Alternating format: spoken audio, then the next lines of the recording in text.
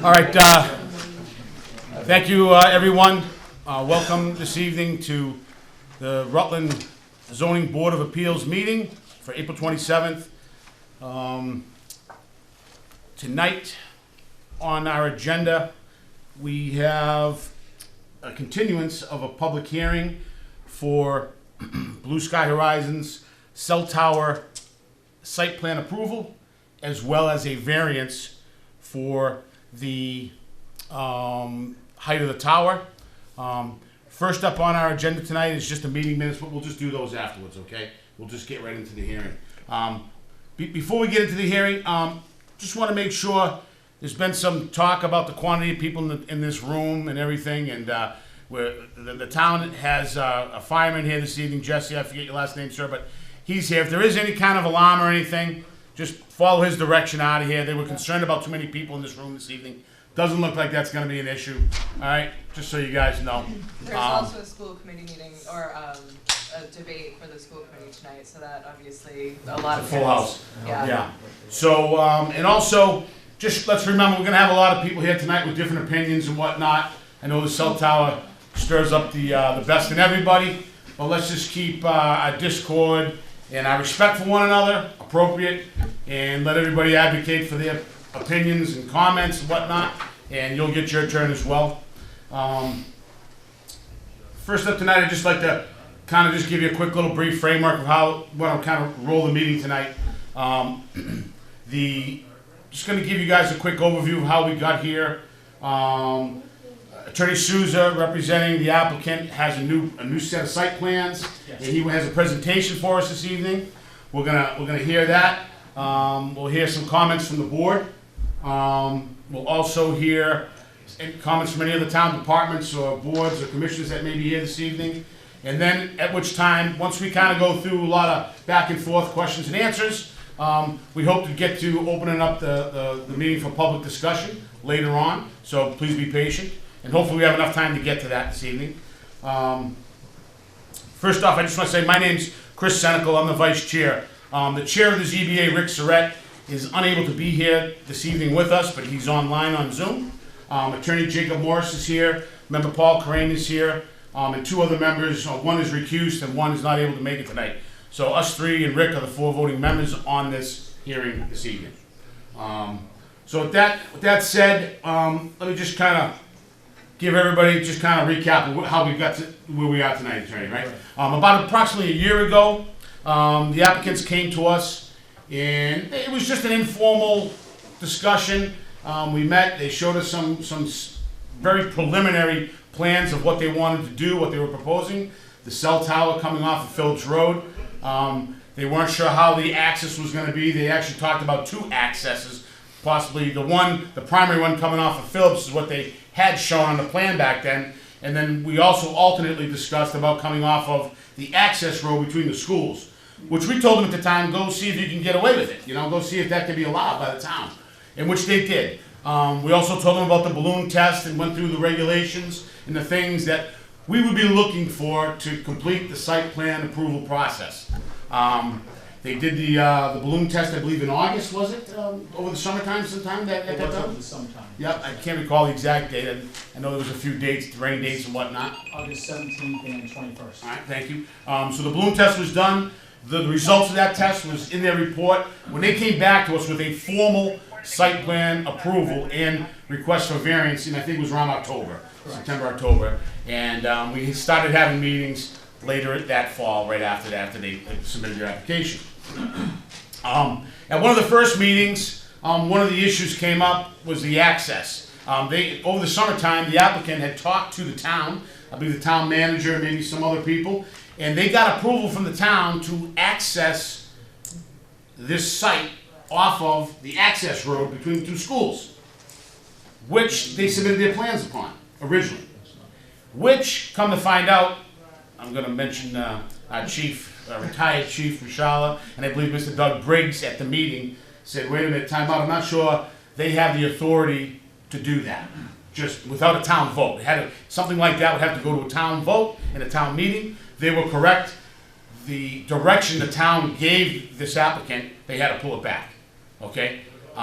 So, And with all due respect, there was no official approval by the town to give us access Sure. through that road, so we never received an easement. I don't want there to be a suggestion. no, there was nothing, funny there, it was just, Correct. it was just, but the town did mislead you a little bit, in all fairness to the applicant. They said, go ahead and do your plan that way. But it found out that we just couldn't do that without a town vote. So, now they had to go redo their site drawings to access off of Phillips Road, which does involve a wetland crossing. It does. They have met with the Conservation Commission just recently. They're in the process, they walked the site with the Conservation Commission, they've come up with a few ideas. I believe you guys have discussed those. They've given you some preliminary, okay, that looks good, but we still gotta go through the whole process, approval process. So they are still in the process of getting through the Conservation Commission. But again, everything they've done is up to everything they're proposing looks to be up to speed in regards to the DEP requirements for being near wetlands and crossing a wetland. But again, that's something that this board doesn't approve, just so everybody understands. That is a Conservation Commission. It may be getting approval from the Conservation Commission, may be an order of conditions that we would stipulate in to get their final approval from us. But at this time right now, we're not the board hearing that. Again, we're just a zoning board here to review the site plan approval and the variance request for the height of the tower, okay? So, anything else to add? I would just say that we're not a permitting issuing board either, so we would issue the variances requested. Board of Health things, any other compliances would go under the actual permit that they're issued. A building permit they would get. Yeah, the building from- permit. They're unallowed to get a building permit until we approve their site plan. Once they have a site plan approval, Conservation Commission approval, and any other approvals they need in the town, then the town building inspector will issue that permit for the construction of it, okay? So the point Just is- so you understand the process and what this night's meeting is about specifically, okay? Jacob, anything? No, nothing further. Rick, you got anything you want to add? Not at this time, thank you, Chris. Okay, now, just to give another little recap, some of the items that this board had concerns through the last meeting, I know the last one was canceled because we had a Zoom problem, but prior to that, one of the meetings before, we did have some concerns about why you needed the height of that tower, that such a tall 140, I believe, approximately. They're looking for approximately an 80-foot variance on the height of the tower, give or take a few feet, some feet. And also, why this location is the location they want. We want some data from the applicant showing, proving why this is the only location they're saying that they can use, and something, and hopefully he has in layman's terms, so we don't, because I'm not an RF engineer, and I mean, he's a brilliant attorney, and he's really smart, he teaches, but I know we're not RF engineers, so we're hoping to get something a little, Yes. that everybody here in town can understand and they can prove their point here. So that's what he's charged with proving to us this evening and going forth through this hearing. So with that, Attorney Souza, I turn it over to you to put forth your presentation. Thank you. Very good. And just for the record purposes, should I speak into this mic for recording purposes? No, you should be okay. Okay, I can just speak. Okay. So very good. Mr. Chairman, members of the board, for the record, Ricardo Souza from Prince Beltai, One International Place, Boston, Massachusetts, here on behalf of the applicant, Blue Sky Towers 3 LLC. And just by way of background, Blue Sky Towers is an infrastructure company that is in the business of constructing and operating wireless telecommunications towers for the licensed wireless carriers, such as the co-applicant AT&T Wireless. You can hear it very well. Together with the other wireless carriers, such You as... can't hear back here. You Can you can't? face towards us too? You don't mind? Through the chair? Do you want to move up a little closer by any chance, or is there a way, is there any speakers in here? That's all. What are the speakers? There is, but we're only gonna pick up, I think, they're saying on Zoom, they have speakers. Closer. Yeah. Yeah, in the room itself. Try to direct your voice as best you can, attorney, I and can, yeah, absolutely. do what you can, and maybe they can snuggle up a little bit here. We have a nice cozy evening in. Like behind the church. Maybe if I try to project this way, that would be Keep great. it tape. See yourself. So members of the board, members of the public, once again, Ricardo Souza here on behalf of the applicant, Blue Sky Towers, which is a telecommunications infrastructure company that's in the business of constructing and operating wireless telecommunications towers for customers such as AT&T Wireless, Verizon, T-Mobile, and other wireless providers. And the purpose of this application is to propose a telecommunications tower at 140 feet height at 12 Phillips Road in order to fill a substantial gap in coverage in AT&T Wireless's network, together with providing an infrastructure, a telecommunications tower that can also accommodate the other wireless carriers that are in the marketplace. There actually has been a fair amount of consolidation of number of wireless carriers throughout the years. You know, when I first started in this industry, there were probably 7 or 8 telecommunications wireless providers, and now there's really been a reduction down to 3, together with some, as a result of some consolidation.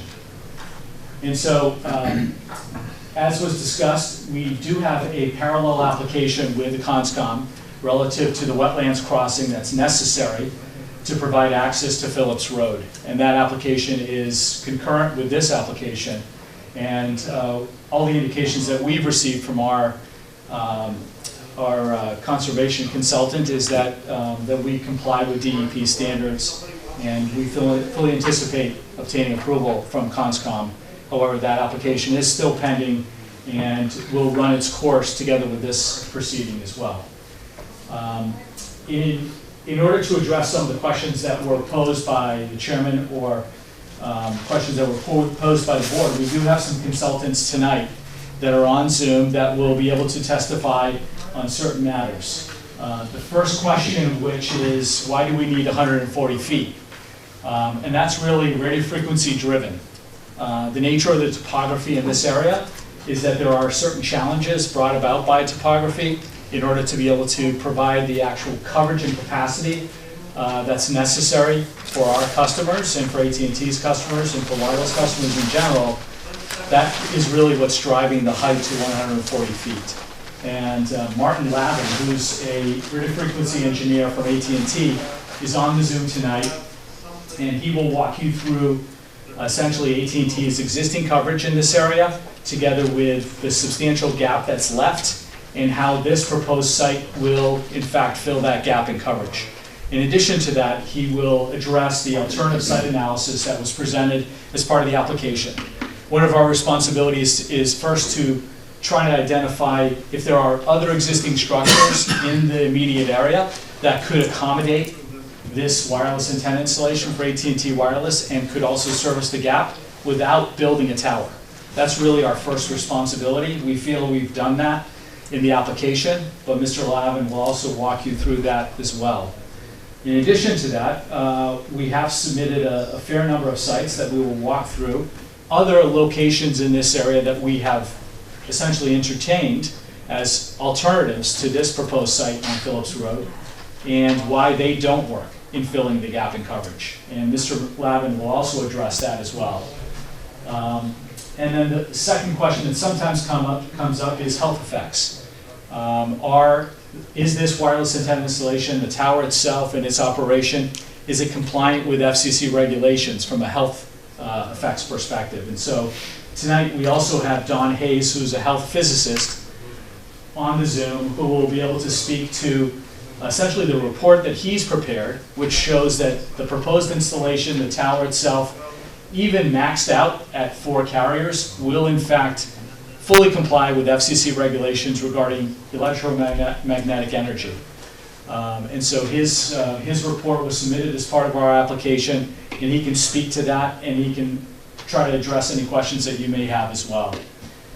In addition to that, another topic that often comes up is noise. And so we also submitted a report regarding compliance with noise regulations and the zoning bylaw, and Doug Sheedle is on the Zoom tonight, and he will also speak to his report showing that this proposed installation will also comply with the DB standards set by the town as well. And if I may, Attorney, not to interrupt you, just as a point of note, we have received, to make it if I stand, approximately 10 abutters letters or concerned letters from people in town about health concerns and why the location has to be where it has to be, specifically near the schools. So those are many concerns that we've received that the people here to obviously talk about, so. And speak to, yeah, absolutely. And hopefully Mr. Hayes can address those more specifically. He has a lot of experience in this area, and as I said, he submitted a report as part of the application. He can speak to that report, but he can also address any other questions that come up by members of the public or members of the board as well. And so with that, I think it's best to turn right to the radio frequency reports themselves, since I think you're generally familiar with the site itself, and you have seen the balloon test of results. But I can turn to those later. But I think it's important to jump into the actual radio frequency plots themselves to show our gap in coverage and how this site will fill. One question regarding the balloon test. Yes. On the document we received yesterday, it was approximately 160 pages, I believe it was, or maybe 106, I can't recall. Yeah. But it only had the balloon test, I believe, from last summer. Wasn't there a balloon test conducted over the winter time without leaves on the trees? And was that data available? I believe that was submitted as well. If it wasn't in this slide deck. The one we received yesterday, I didn't see it in your attorney, but Okay. let's go through it, and if you got that, that'd be Sure. great. But that's something we're gonna wanna see. Absolutely. So if we could turn first to the radio frequency plots, let me find that slide deck. And while I'm doing that, if I could ask. If I'm in your way, I'll slide off, so if anybody needs to get out of the way. If My I wife could- says I got a big head. If I could ask Mr. Lavin to be led into the Zoom. Martin Lavin. I'm Robert.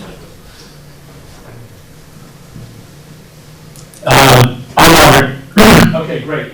Martin, if you could just briefly describe your background and your experience in radio frequency engineering and your role on this particular project for AT&T. If you could do that first.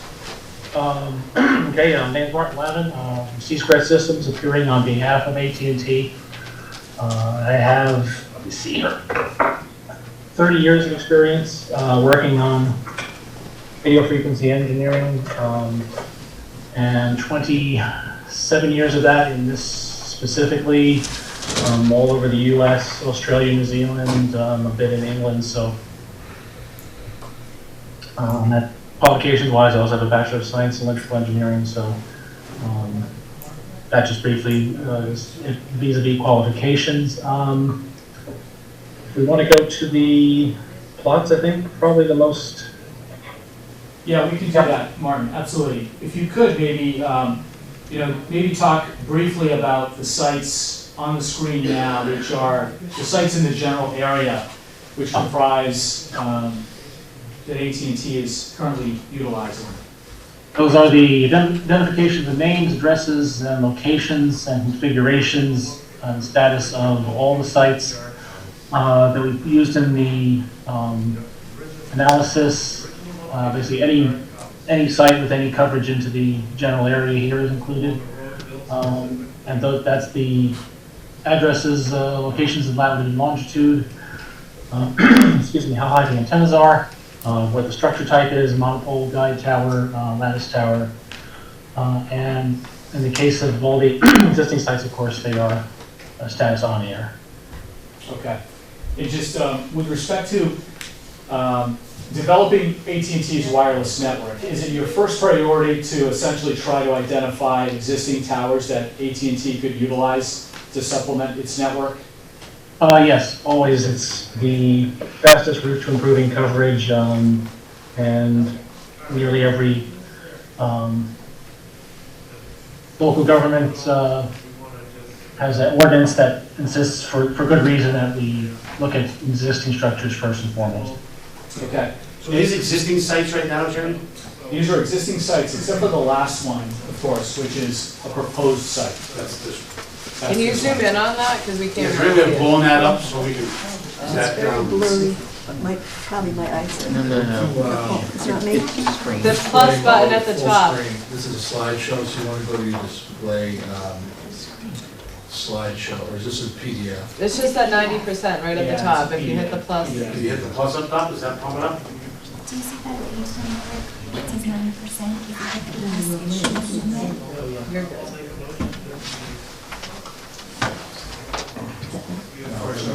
Karen doesn't know. If you scroll far to the bottom, That's probably the people back. Thank you. Still can't see it. So this is 937 Hubbardston Road in Barry, is the top address, okay? 111 Campbell Road in Rutland, 194 Worcester Road in Princeton, 224 Town Farm Road in Barry, 385 Elmwood Ave in Holden, 337 Crawford Road in Oakham, 85 Irish Lane in Rutland, some 2077 Main Street Holden, Avery Heights Drive Holden, 92 McCormick Road in Spencer, 95, I can't read that, Ansburskin Road in Paxton. That's the bump skip. Yeah, 12 Phillips Road, last one's the one they're proposing. So as you can see, these are all sites that are in the general area. All of them are existing monopoles or guide towers, other than one, which is a water tank. And that's the one that's in Holden.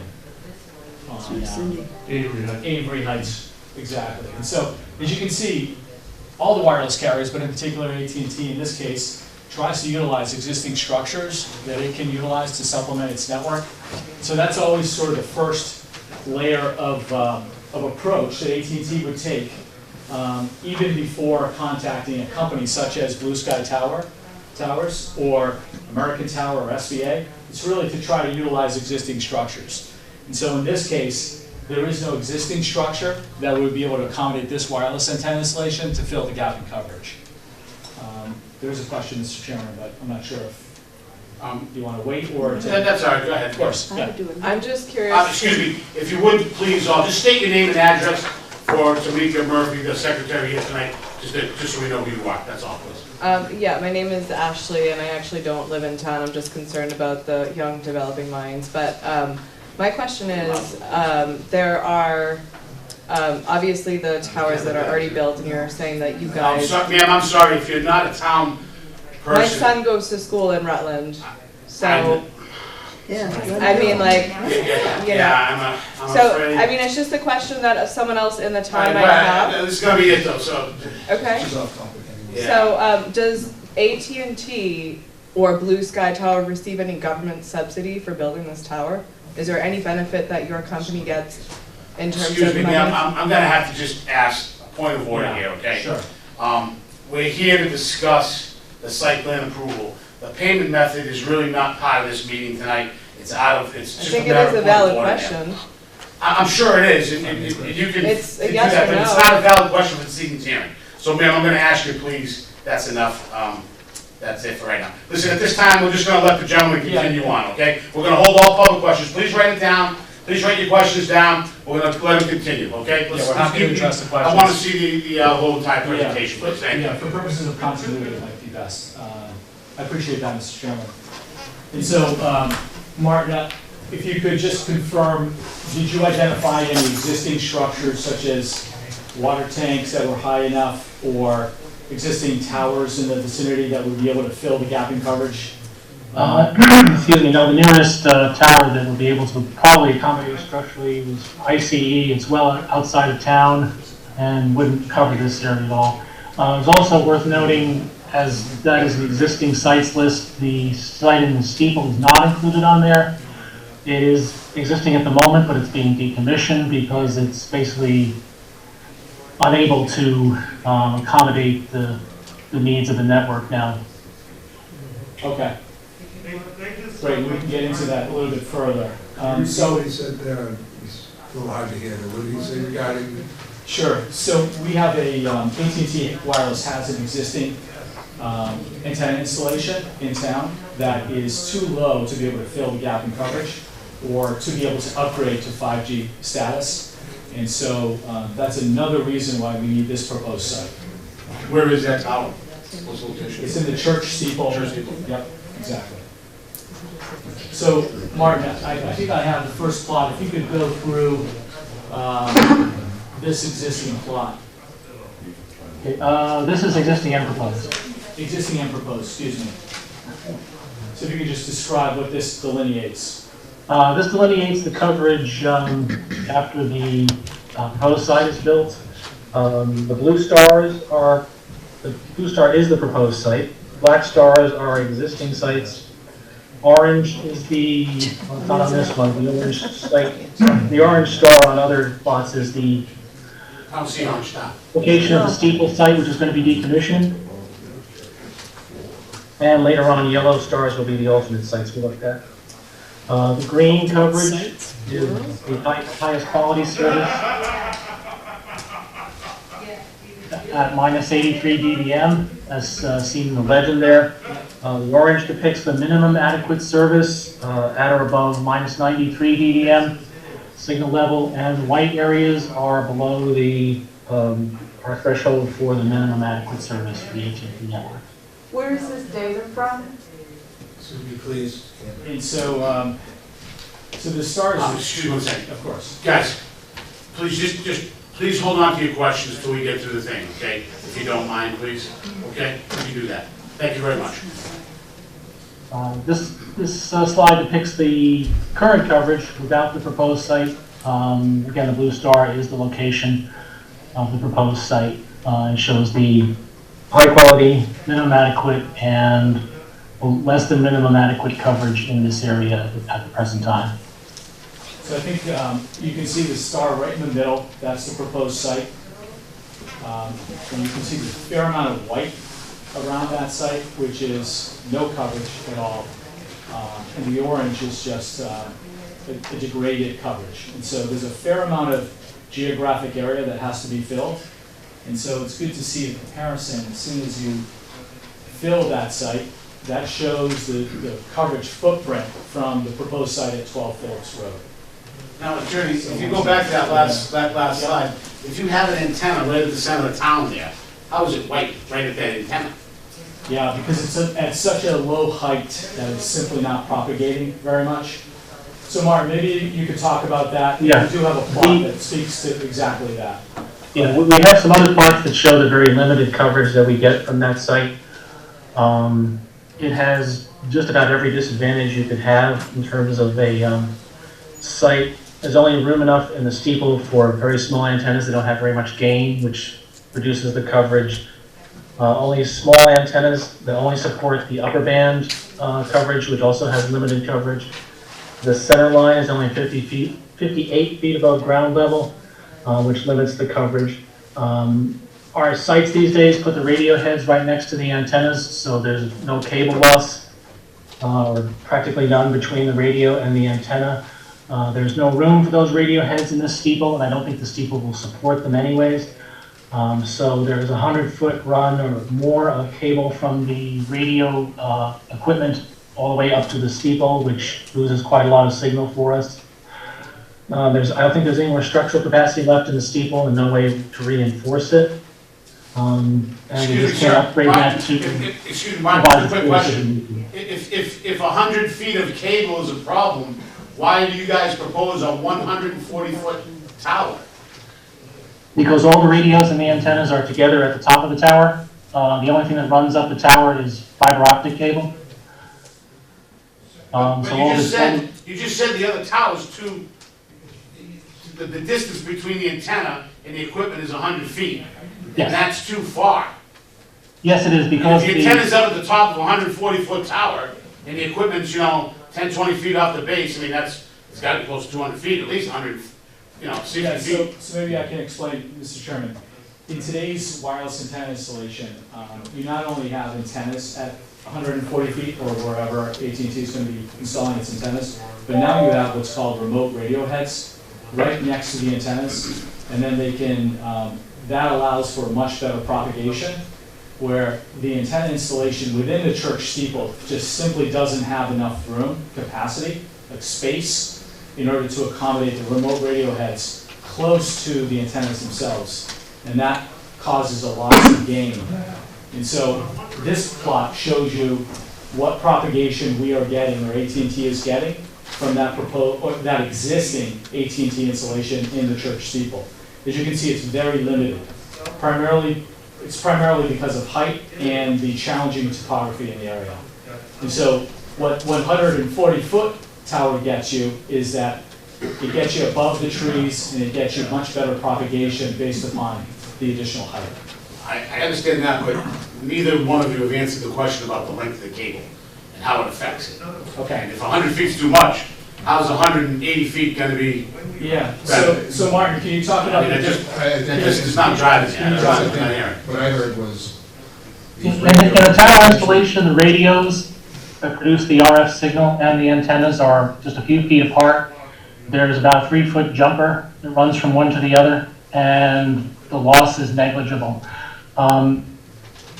The signal from the base equipment at the ground level comes up via fiber optic cable. It's just digits, essentially completely lossless. In the steeple configuration of the current site, the steeple does not have the room, or I believe the structural weight-bearing capability to support those radio heads that will be right next to the antennas on the tower installation. Therefore, we have to run radio frequency cables. We generate the radio frequency signals and receive them in an equipment room, and there's over 100 feet of radio cable, which has losses. The little jumper has next to no loss because it's only about 3 feet long. This is 100 feet long. It'll lose several decibels of signal, both transmitting to the customers and receiving the signal from them. So it's a completely different nature of what the connection is between the two places. Because the radio heads are not up next to the antennas and are 100 feet away, the radio signal, which is subject to loss, unlike the digits in the fiber optic cable, that causes the loss in this case. The interconnection between the two places is completely different between the steeple and what the proposed site is. It's basically an amplifier. It's not amplified. It's the difference. Listen, I put the 4G network in Gillette Stadium for AT&T in 2012, so I know a little bit about antennas and whether we run a fiber optic or cables. Okay, all right. Okay. And so, we'd like to just turn to the next series of slides. Martin, I will let you sort of guide me as to which slides you want to discuss. This just shows that PCS coverage from the steeple in conjunction with the PCS coverage of existing sites, just to show that the PCS provides capacity basically in a system like this, but its footprint in terms of coverage is very minimal. Okay. We want to go to the terrain, which I'm sure everyone in town is familiar with. Very rugged, so a lot of times we are blocked by terrain and the foliage on top of it. Okay, is it fair to say that the terrain or the topography here is one of the challenges associated with finding a site to fill your gap in coverage? Yes, you get on top of one hill, the next one blocks you. It's a very challenging environment. The terrain here is the overriding factor in what any site will be able to do. It's Rutland, we get that. Yeah.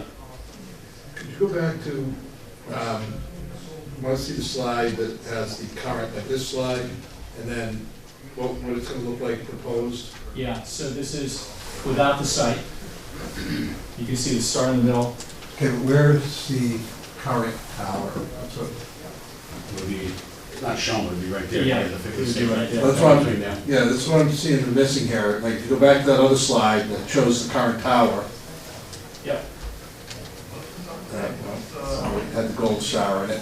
Yep, that's next. Sorry, just a little bit of delay. Yep. So, all right, so here's the gold tower here. Yep, and that's the church steeple. by the way. Yep, that's church steeple, that's fine. So now, do we have a slide that, is this tower, is the intent to decommission it? Yes, it is. Okay. So it'll be duplicative.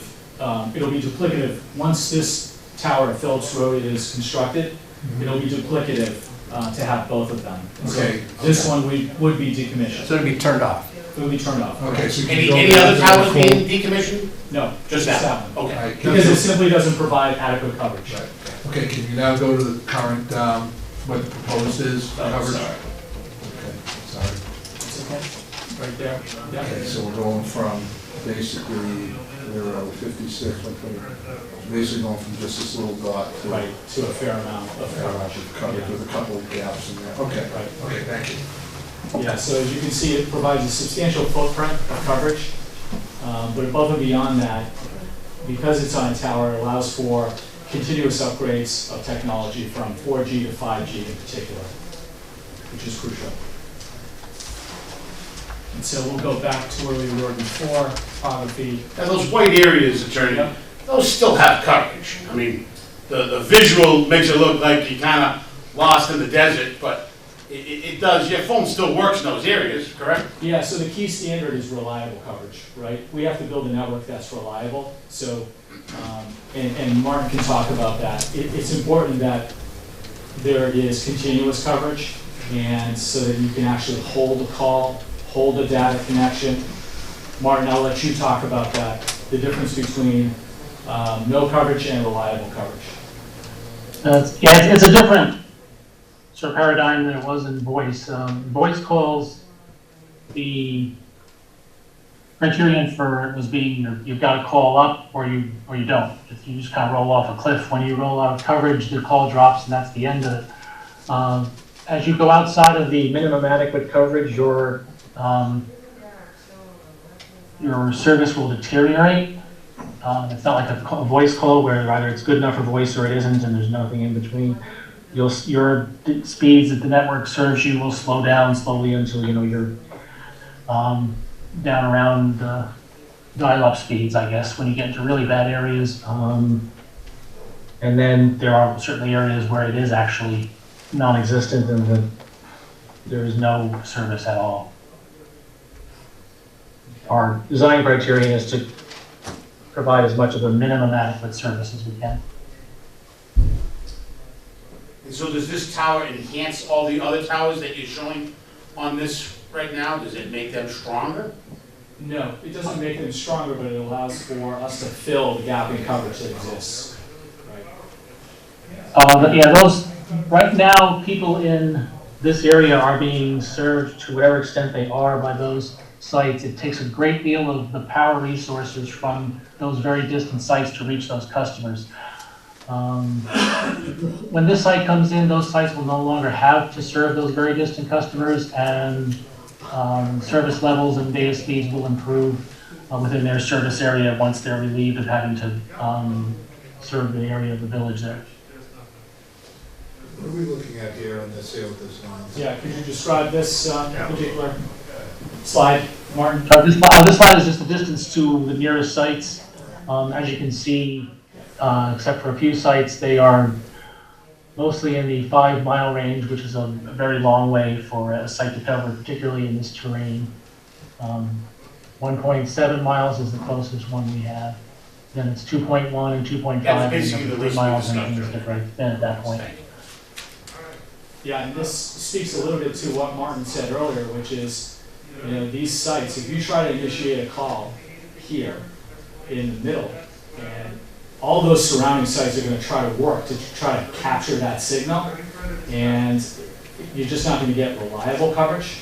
They're working too hard. They're just too far away from the signal, but they will work to try to capture that call, but it won't be reliable. And so we need to fill that gap in the middle with a more dominant site, such as the one that we're proposing.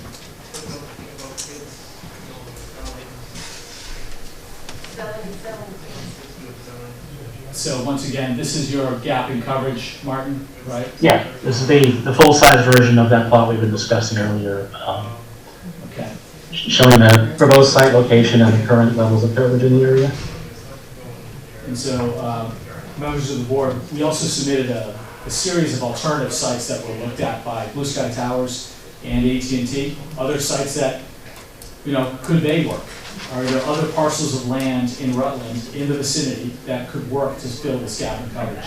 And so what Martin did, that was part of our application, what Martin did was prepared plots showing how that coverage compares to what we're proposing at 12 Phillips Road. And obviously, Attorney, that's only feasible areas, correct? Yeah, that's right, Talking exactly. about buying 4 houses and kicking people out of town. Yeah, that's right, exactly. It's just areas that have the space for you to meet the site plan approval requirements, fall zones, et cetera, that can also provide the level that you need. That's exactly right. Yeah, we wouldn't be looking at a small residential lot, for example. That's a good point. Yep. And so I'd like to just turn to that first before I go to these plots. And so this is the alternative site analysis that we submitted.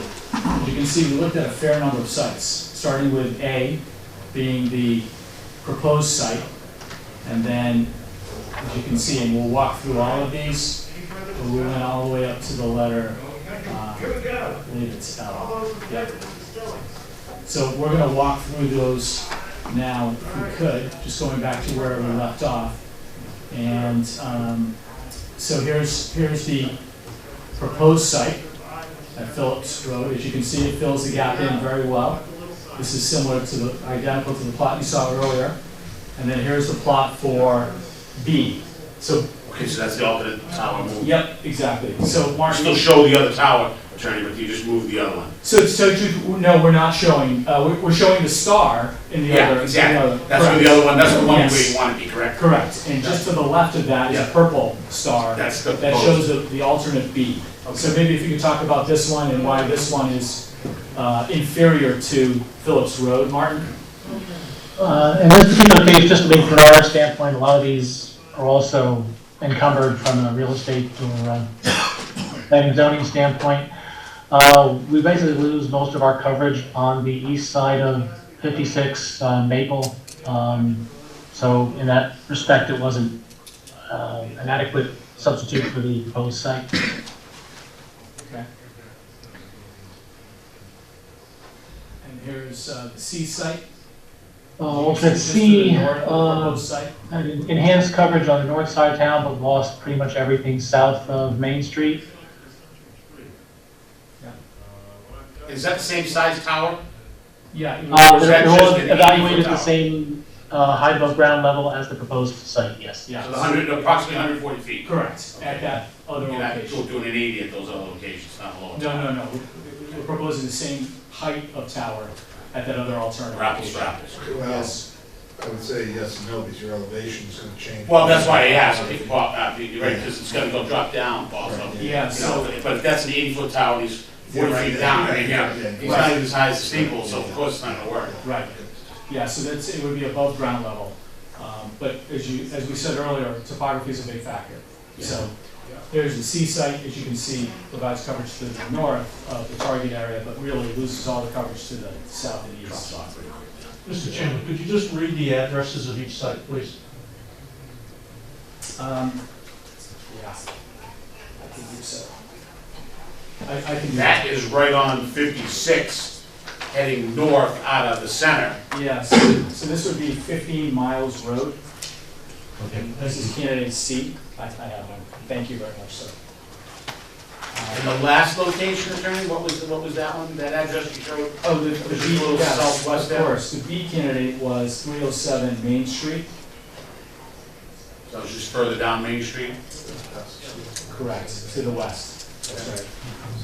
So I'll turn to candidate D. And candidate D is located at 12 Millbrook Street. D, again, I believe we lose coverage here. East side of the village, east of Maple, we lose most of our coverage, and even on the west side near the site, we're in the white, so it's not meeting our coverage objective there. Yeah, as you can see, it's considerably to the north and west.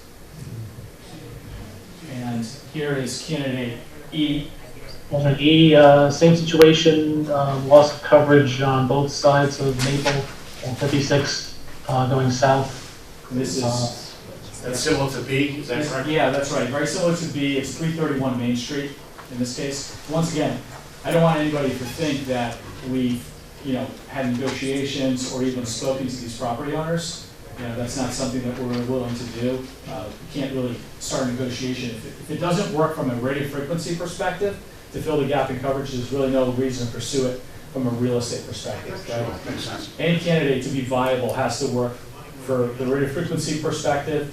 You have to be able to lease it, essentially, for a long term, and then it also has to be zonable as well and constructible. So those four factors have to satisfy. But if radio frequency, it does not fill the significant gap in coverage, then it's not a viable alternative in our perspective. So this is candidate E, once again, 331 Main Street in Rutland. And then we'll turn to the next candidate, which is F. Let's see, sorry, I think F is past that, yeah, the second batch. apologize. So here's F. F loses, that's F by itself, just to show what it covers. It loses everything north of 122A, so from that perspective, it's not a substitute for the proposed site. This proposed candidate would be at 86 Maple Ave. This is F. The next one is G, which is G, 145 Main Street. yeah, lots of coverage on the east side, but loses pretty much all of the coverage on the west side, north and south of Main Street.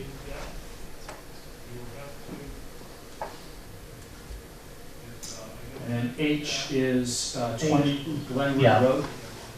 in Rutland. H loses even more coverage, yeah. Go ahead, Martin, talk a little bit about this one. It loses everything on the west side of Maple and 56, and a fair bit of the coverage south of Main Street there. It's very, very limited coverage, so not a workable substitute. And this is candidate I, which is 70 Kenwood Drive. Yeah, that loses coverage east of 56 and north of 122A both, so not an acceptable alternative. And then J, which is 360 Main Street. Yeah, losing some of the coverage on the west side of Maple and all of the coverage on the east side of Maple, so.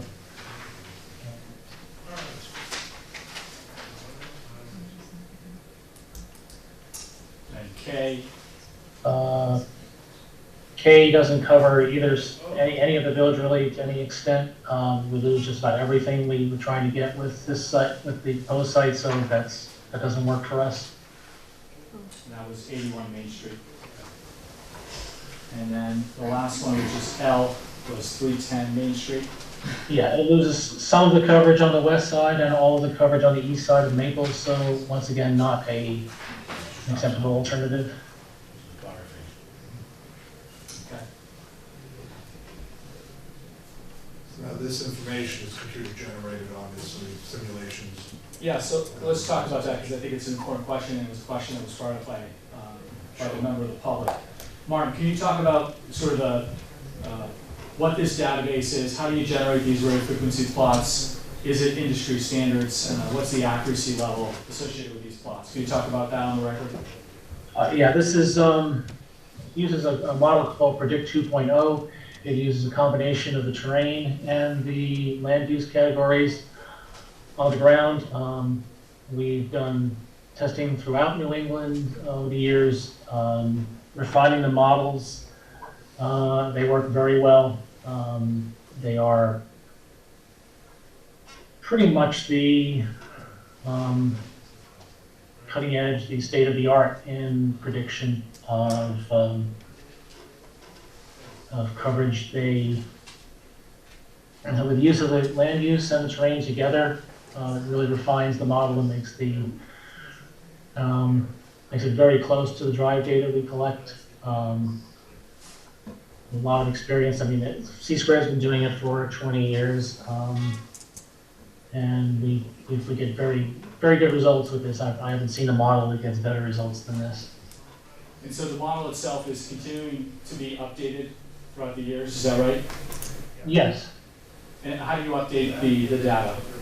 Parameters in the model are set by land use category, and overall settings allow us to refine it based on local conditions. The land use will have, for instance, different kinds of forests, but we refine it to reflect the overall height in this area,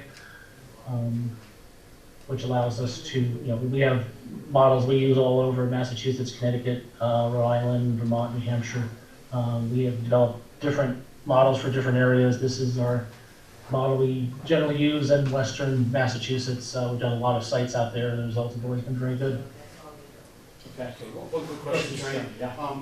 Is there a plan like this that would show the coverage at a lower height, at the 80 feet, right, that you're roughly allowed, I believe, 10 feet, 20 feet over the treetops? Yes, 10 feet. Do you have a map like that would show the coverage on that, by any chance? So we have not propagated that, primarily because we're trying to build an infrastructure to accommodate all the carriers rather than just one. Understand, yeah.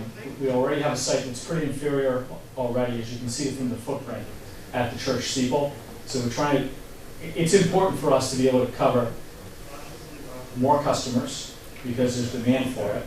So remember, we're building this not for AT&T, but for the customers, so the customers can actually access the wireless network. That's very important, and so that we can provide a panoply of services, wireless services, that is allowed under our FCC license. That is, to answer your question more directly, that is a plot that we could generate. You know, what would 120 propagate? Sure. What would 110? That is something that we can provide if that's something that the board is looking to do. Is that something you guys think you'd want to see? Let's see. Personally, I wouldn't mind seeing something. Let's see the along difference those lines. between what you would need without a variance versus what, going for, what is it, Well, yeah, that'd be around the 80-foot mark, give or take a little bit, and then maybe something around the 120-foot compare mark. the difference. I mean, I'm getting the feeling the 80-foot mark's probably not even gonna be, might not be feasible for these guys to desire to build. But, if something around the 120, maybe a couple other things in that realm, something that we could see, it'd be nice to see that. I think we owe it to ourselves and the town to take a look and see what that would be. Yeah. And just to see that data. Sure, we can generate that. To be clear, the average tree canopy pursuant to the tree estimate that was in the plans and as part of the application was 65 feet. Yep. And so therefore, we're allowed up to 75 feet, which is 10 feet above the average tree canopy. That's not very different than the church steeple. The height-wise, elevation above. From a height-wise, exactly, it's slightly different location, but we could generate a plot that shows you That's the high point there. the nature of that, the nature of that coverage. At this time, I know there's been some people that want some questions, and I'd just like to open this up to the townspeople, and maybe we could do this. Originally, I was just gonna try to keep it to the end, but there's a lot of data here, and so I feel it's just appropriate that if anybody, I know this lady here had some questions. Do you have something you'd like to? Chris, can I just Yep. qualify this? Can we keep the questions to this? Yes, just pertinent to the presentation so far. We don't want to, hold your other questions for other things, but just on what they've shown, these maps, these locations. Anybody has any questions? Go ahead, ma'am. Please again state your name and your address, please. Karen Stewart, 4 Phillips Road. Thank you. About 6 months ago, when we had this ZBA meeting, there was discussion of hiring an independent RF engineer. I'm wondering where that is at and what the results of that's. I think again, we're trying to get all the data, we're trying to have all the conversations with the attorney, his representatives, and then I think the board, it's gonna be a discussion the board's gonna have, but we really can't have that until we see all their data and see what makes sense to us right now. Well, we have to see both sets of data, right? So we have Well, to I mean, see that's your opinion. My AT&T. opinion is, I want to hear from them first, and I want to make my determination, and see if I understand everything correctly. And as a board, we'll discuss that. It's not just my decision or anybody's decision, and we'll go from there. But we haven't got to that point yet. But again, I want to just keep it back. Any questions specific to this? Yes, sir, your name and address. David Gold, Phillips Road. I'm sorry, what was your name? David Gold, like the color. Yep. What number, Phillips Road? 4 Phillips Road. Thank you, sir. Were there any runner-ups to the site analysis? Or was it just one property, Phillips Road, that is the one and only adequate site for the service? Yeah, so we did look at, as presented just briefly, or just recently, 11 other alternatives. And so each of those were inferior from a radio frequency perspective, and so they did not fill the gap in coverage. So what you're saying is this is the absolute only site in existence that's going to work. That's going to bring the coverage to an adequate level. That's right. Of course. You all set, sir? Gentleman right here, you had his hand up before, your name and address, please. John Rokicki, 17 Prouty Lane here in Rutland. Thank you. I just wish to submit you to the chair, to the board, the use of absolutist terms here around no coverage, coverage we need, seems very much at odds with what with all the potential carriers actually offer to their potential customers. In that there are no coverage gaps that are present, and I submitted maps from all the providers to the board through Tamika, I believe. So I would caution the board in accepting the terms of no coverage, all coverage. It's all context, and it's all who's being spoken to. If you ask a potential AT&T customer, or a potential AT&T customer asks, well, I have coverage in Rutland, they'll show you a great pretty map that shows that there's 100% coverage. But now when we're listening to this presentation, we're hearing that, no, there are gaps in coverage. So I would caution the board on what is really correct here. Okay. And also, I realize that the second item on this, just wanted to say it because it is within the context of what was spoken to prior. I know that the Conservation Commission handles things. We've allowed the lawyer to speak to the probability of things going through there. I just want to speak as a former chairman of the building committee that renovated and built the schools to which these are abutters. The wetlands down there are pervasive and they affect the school. Yeah. And by changing the land. John, excuse me. We're not discussing, John, John, listen. We're not gonna discuss the wetlands right now. We're talking about the coverage here, guys. I'm not gonna just let you bring up random things, okay? If you want chances to speak as we're going along, you gotta stick to the point. If you're gonna run off and talk about it, you'll get other chances to speak in this hearing. I'll withdraw that question, though. But let's just keep it on this right now. You made a good point on the first one. I appreciate that, but let's just keep it on that. There was a lady behind you, ma'am, and we'll go back to you. Ma'am, with the red scarf? Carolyn Streeter, 11 Meadowbrook Circle. Thank you. Thanks. 3 things in my learning about cell tower law in the past several months. It's my understanding that these propagation maps aren't really worth much at all, and that they're not considered hard evidence. And for instance, if the town denied the building of the cell tower and then we were taken to court by AT&T or Blue Sky Towers, federal court wouldn't consider propagation maps evidence, okay?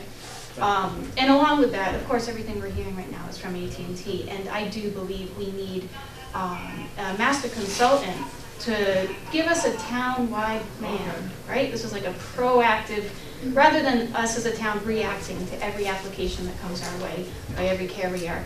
Don't we need a master plan so that we can have the best coverage we can have in town with minimal amount of towers, right? So consultant to come up with a master plan is, I think, what we need. Second thing, a detail about the tree canopy. The white pine in those woods, which are peppered in there, it's mostly red maple, right? But the white pine in there, sure, those are 65 feet tall, plus or minus. The majority of the canopy in there is not. It's about 50 feet tall. Again, it's information coming from AT&T, and so we need an accurate measurement on that if we're going to be looking at putting in a tower that's 10 feet over canopy. And most of that white pine's coming out for the access road and for the tower. So you're looking at, in my opinion, from what I see, a 50 foot tall canopy. Third thing is that on the propagation map that showed existing coverage, it's interesting to me that the coverage shown around the antenna in St. Patrick's Steeple covers about 6 buildings.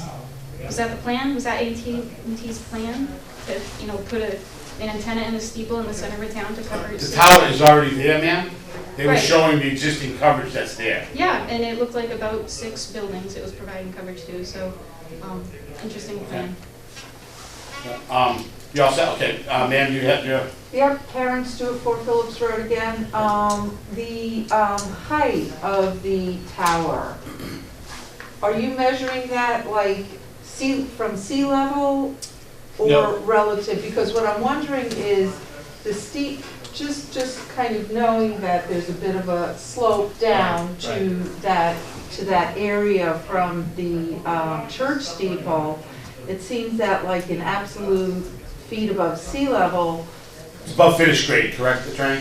Yes, it's above ground level. At the point of the tower, at the location of the tower from the grade, it's 140 some odd, 45 feet 140. above that dirt right there, not sea level, ma'am. Okay? And so that particular area is kind of a dip when it's compared to here up on the center of town, you know, right along 122A or even Rutland Heights.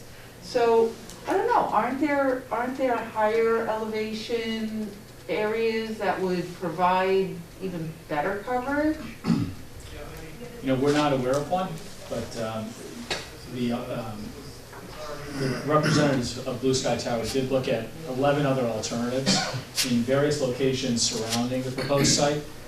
But did they look at any that were at higher elevation? That would be, you know, there was talk about the topography and hills and one hill blocks another. But, you know, Rutland is a very hilly town, which is one of the beautiful things about it. But it seems that this particular location is kind of down in a dip. Okay. You know, that will affect propagation, and it drives the height without a doubt. So. The chief had his hand up before, go ahead. Tom Rochelle, 25 Maple. In the data that you have in the proposal, does it give the elevation of each one of those 11 proposed sites? And then what the height would be with the tower there compared to the elevation at the church, plus the 58 feet that he mentioned earlier above the grade there? I believe I had asked the attorney, let me just, excuse me 1 second. I had asked the attorney during the presentation, what was the height of the structure at those 11 alternate locations? It was still a 140-foot tower. Correct. Based upon the difference of the topography where they were, all right? So obviously, those other locations, you know, they're maybe 10, 20, 30, 50 feet lower. I don't think the difference was shown though, was it, attorney? No, it was not shown. It's all based on above ground level at proposed 140 feet. What is the steeple at this time above grade at the base of the church? Yeah, Martin, could you correct me? I believe it's 55 feet, is that correct? So the elevation where exactly? At the church steeple. The existing one in the church steeple? I have to double check and get back to you. Someone on Zoom has a You said question. 58 earlier, that's what I wrote down. It's approximately Yeah, 55 approximately, to that's right. 58. That's why I've asked the RF engineer. And the center I of would town is rather about speak to that. 1,220 feet above sea level. Yeah. Is about the right number, So 1225. Yeah. So the reason I'm asking the question is because there's two spots that are just south and a little bit south, maybe southwest of there. One was 86 Maple Avenue, which is the old Rutland Heights property. And then 70 Kenwood is over that hill. I mean, those two locations, of my knowledge, are substantially higher than where this proposed site is, and there Were were those also locations that they showed, the ones you're suggesting? two of the 11 one was 86 Maple and one was 70 Kenwood. Of those 11, those are higher elevations. They're a little bit further away from the schools and they're down a little bit. And Well, Kenwood's lower than that location of Phillips Road though. I'm sorry, say it again? Kenwood's lower in elevation than the proposed height. Well, I'm assuming they're not talking about on the road, they're talking about a location. Talking about the tower location. Off of Kenwood somewhere. I mean, the road itself is low, but there's ups and downs there that are substantially higher than the road. And my point is that they're similar in height, those elevations are similar in height to the center of town, plus the 140-foot tower is what I'm getting at. Do you have any data on the heights of those locations above sea level, and then Yeah, based upon the relationship to the steeple tower? Yeah, so I don't have the AMSL measurements for those, but I would say though that when Martin prepares these plots, the plots themselves, the database, takes into consideration all other existing topography in the area. And so if a site is not propagating to the other side of town, for example, it's because there's some topographical impediment, you know, and so that is taken into consideration when these plots are generated. So, Martin, if you could talk about that briefly, I apologize. No, it's okay. And then we can address your question.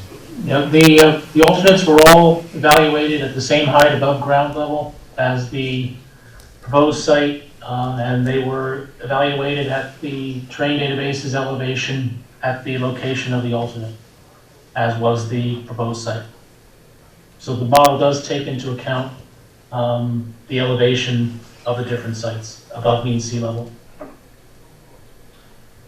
Sorry, there's a question. I thought I was just going to try and simplify this by saying that even if a site might be higher in elevation, it doesn't mean it's going to be. That's right. Because of other topographical. Other issues. That's right, yeah. It depends how it propagates. You can put it in the highest point in town, but it might not work the way you want it to. It may not work to fill the coverage gap that we have here. That's right. Okay, sir, you were next. Yes, go ahead. Yeah, a quick clarification. You mentioned, I thought, you started talking about a 5G tower, and my understanding is that this is a 4G proposed tower, and there's 5G is not in the works. Yes. Such. What is the? You So- brought up 5G. I don't know where that's coming from. Of course, I'm going to let Martin talk about it, but clearly all the wireless carriers are in the process of upgrading all of their sites and their networks to 5G standards. And it's only a matter of time before the next standard comes. And so this tower, this proposed tower, would allow for AT&T to install eventually a 5G quality wireless antenna installation. So Martin, if you could talk about that briefly. Yes, AT&T offers two versions of 5G, 5G and 5G Plus. 5G Plus is the millimeter wave frequency is about 10 times the highest frequency that we use at this site. That is for strictly dense urban areas, Manhattan, Boston, downtown areas, to try to bring high levels of coverage to very dense areas. That will not be deployed here.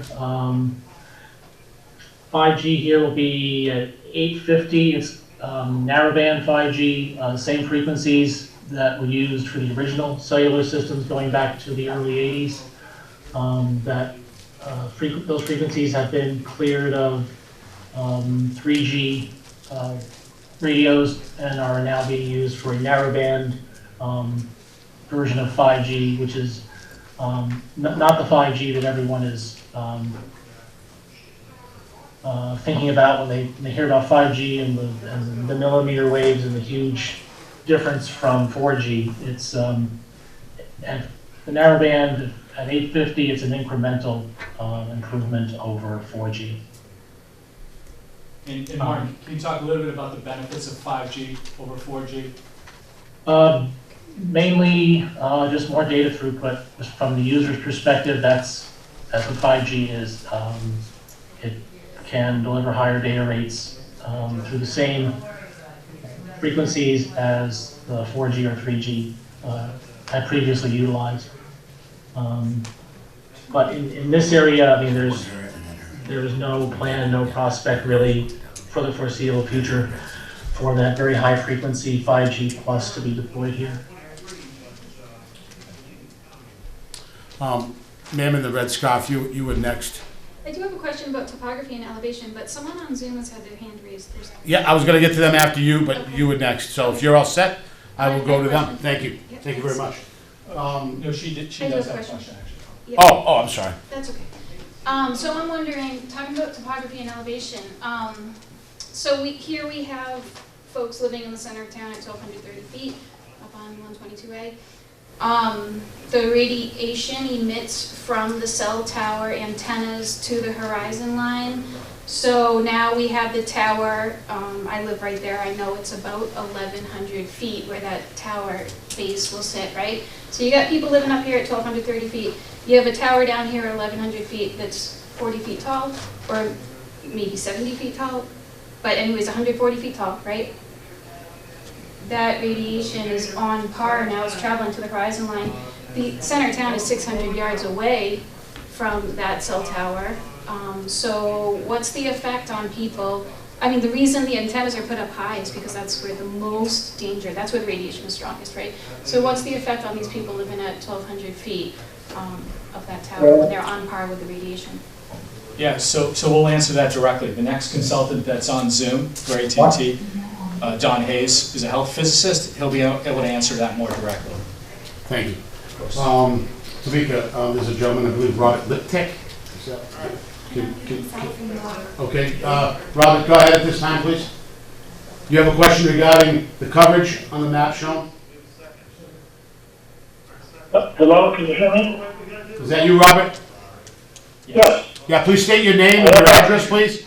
Robert Liptak, 319 Main Street. Thank you. I do agree with most people. I think you need engineers to get advice from. But in particular, where we are right now, I'd like the engineer to review the same way he did the steeple, 85 Irish Lane, whether I think it was a 140-foot tower there already, and whether you can increase the height of that tower to get the same coverage, and why not. Yeah. Attorney, did you understand that question? Because I couldn't understand it. Yes, you understand. Yes, if you can increase the height of the church steeple. No, Irish Lane. No, the Irish no, 85 Irish Lane. Irish Lane, which is another of our existing sites. Okay. Martin, can you talk a little bit about that? MA333 on the map. Yeah, could you talk about whether or not increasing the height of another existing surrounding site would allow you to fill the gap in coverage? In particular, MA333. Okay, you can talk specifically about that one. Yes. And the, Thank you, Robert. Let the gentleman speak, please. Thank you. Thank you. All the details on that one.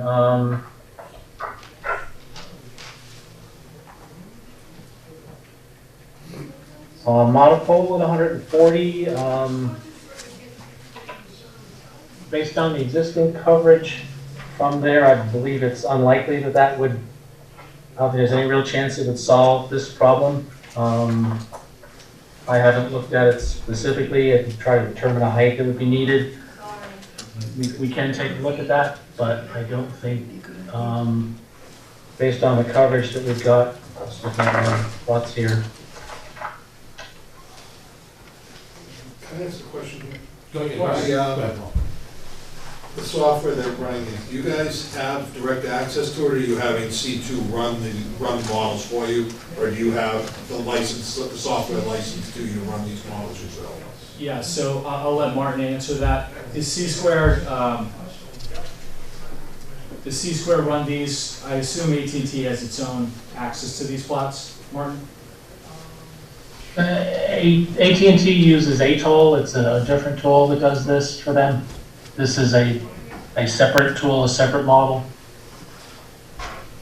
Okay, so these, earlier I was under the impression you said that C2 generated. C-Squared. C-Squared, Yes, sorry. C-Squared. C-Squared generated these, but now you're saying no, this is AT&T's proprietary software? Is that what I'm understanding?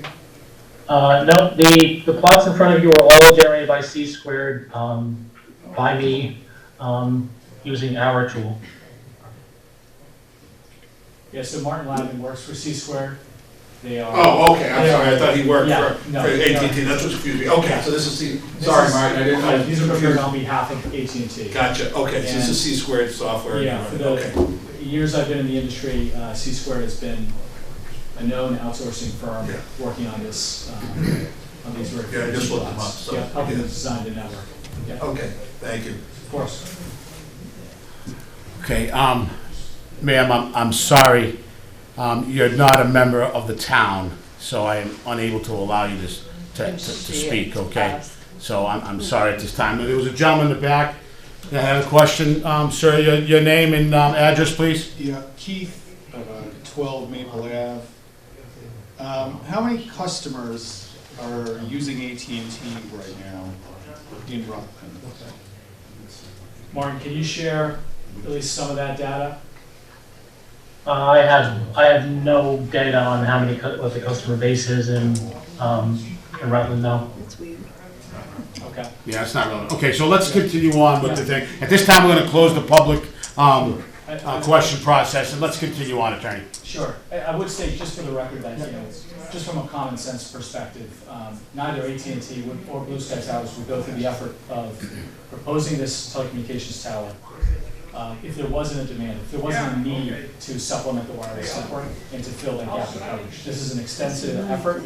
It's both expensive, time-consuming, and it's a significant investment to be able to provide reliable wireless service here in Rutland. Okay, so if I could, Don Hayes, are you on Zoom? Yes, I am. Hey, Don, how are you?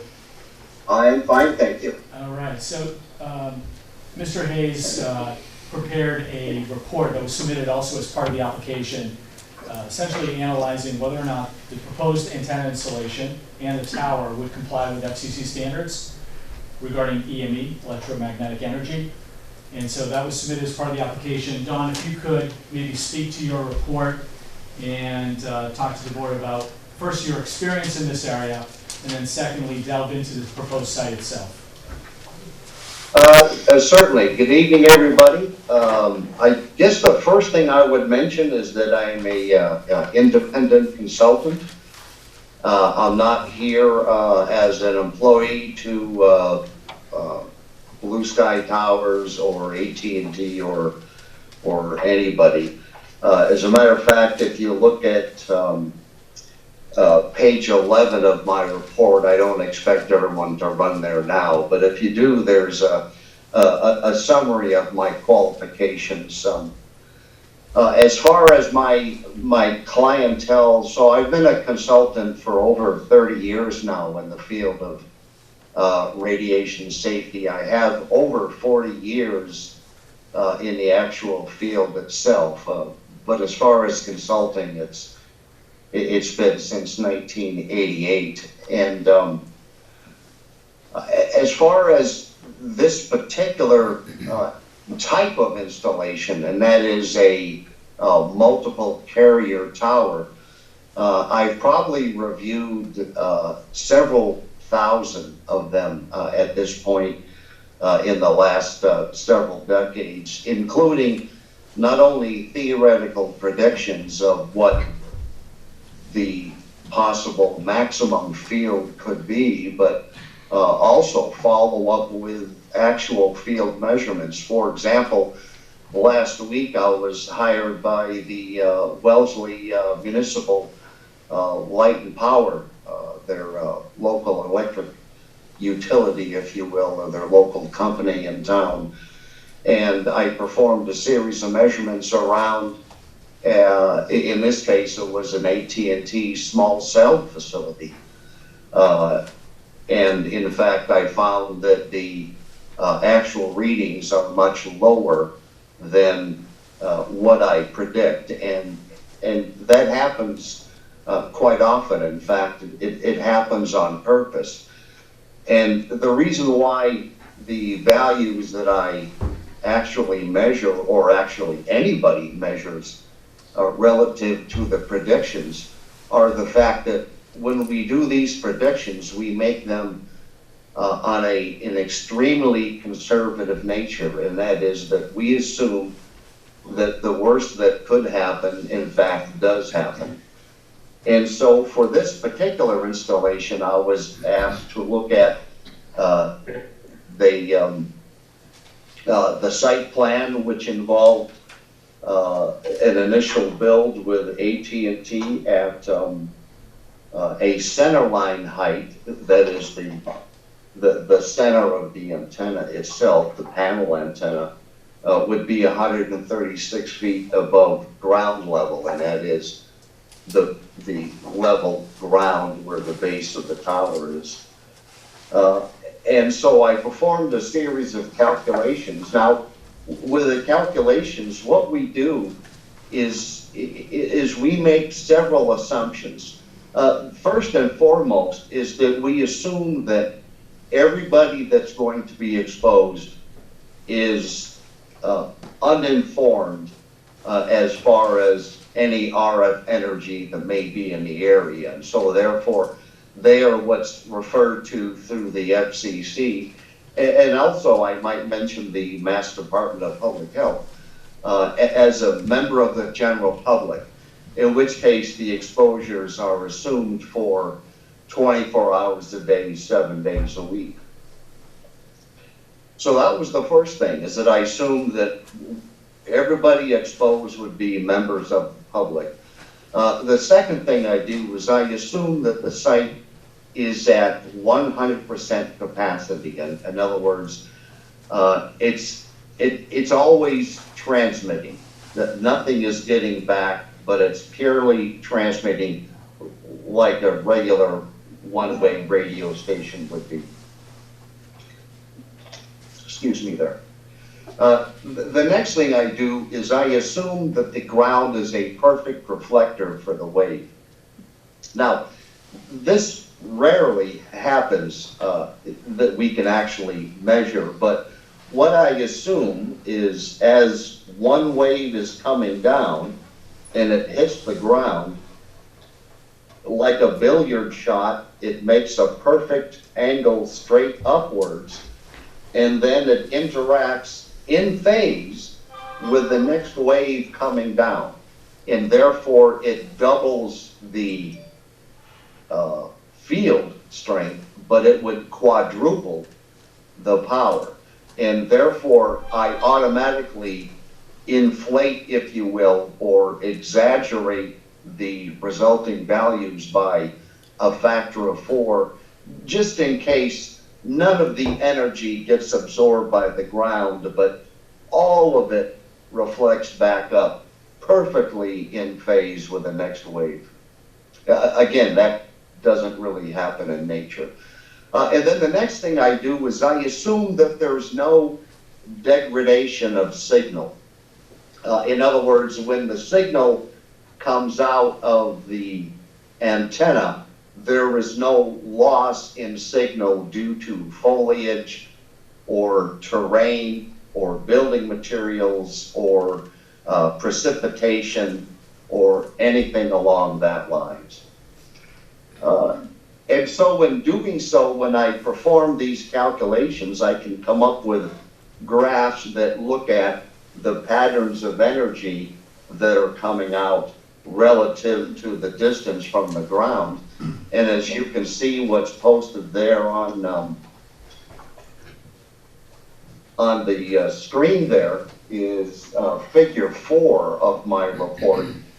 And what's particular about Massachusetts is that the FCC requires these predictions to occur at the height of highest possible exposure, which would be closest to the antenna, if you will, and that would be 6 feet above ground level, or roughly 2 meters. But within Massachusetts, in the Department of Public Health, back when their laws were,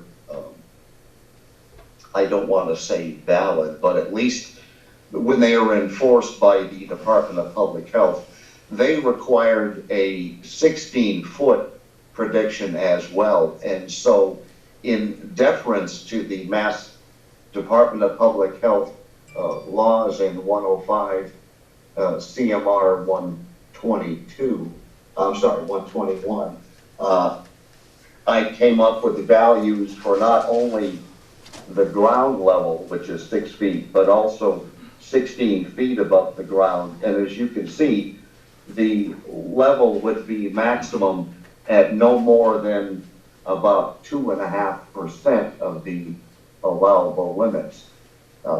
I know when I do measurements around towers, there's a tower in Foxborough, Mass, that I've been performing annual measurements since the early 1990s. It's the same thing with a tower in Quincy, Mass, that I've been making measurements for over 30 years. And with these types of installations, we just don't see levels of energy that get above the allowable limits. And the reason why is because people need to remember that this is not an AT&T phone, it's a Verizon phone. Sorry, Rick. That's okay. But, well, back when I got my cell phone, there was only 2 providers, right? So this has to be able to communicate back to the tower, right? So it's not like you're holding your, and I'm going to date myself, your 9-volt FM transmitter radio, right? It's not like we're just listening to a signal and bringing it out as far as we can. We have to be able to get that signal from here back to the tower without causing harm to ourselves from our own device. So because these devices have limitations on power to prevent us from overexposing ourselves from our phone, there is a limitation put on the tower, because if they were to up the power, sure, they can reach you. You'd have lots of bars on your phone, but you wouldn't be able to communicate back, and therefore it would not be a viable two-way communication device.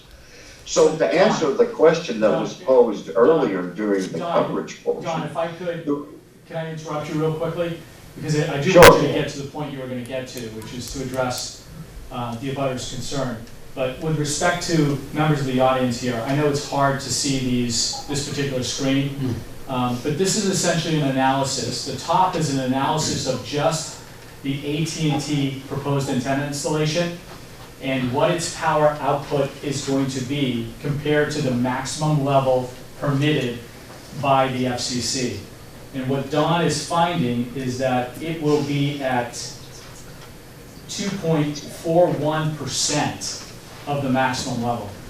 So as you can see, it's significantly lower than the level set by the FCC as the maximum permissible exposure.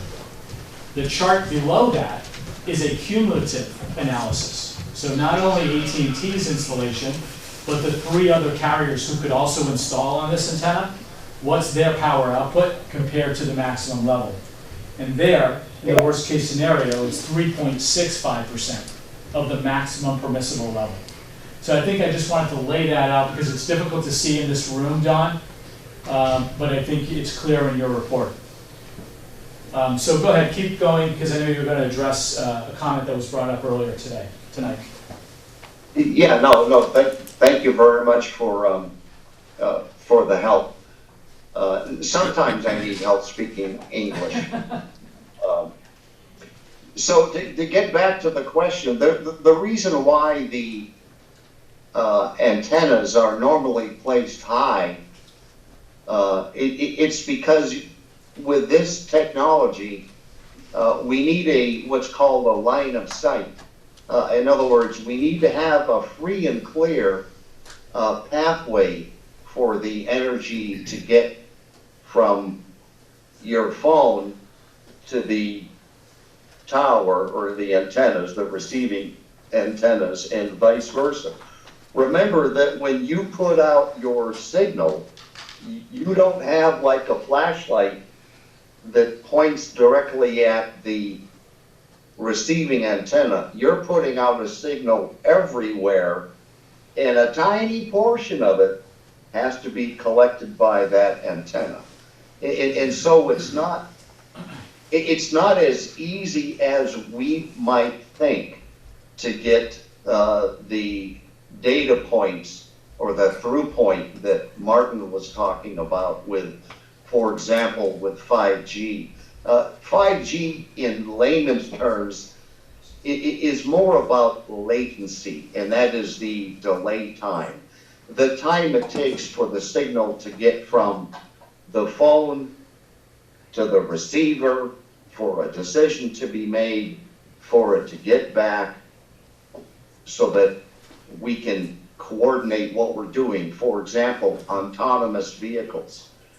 If you have a vehicle that's relying upon a wireless signal to follow everything that's happening on the road in real time, you need to have at least a gigabyte a second for that bandwidth. You're not going to get that in 4G. So with just normal communications like most towns have, 4G is really sufficient. And 5G is more like what this technology could become once we start having uses for it.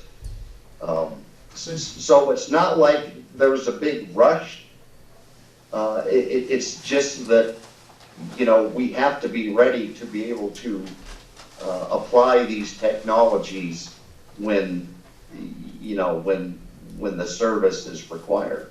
Don, can you talk a little bit about the power itself?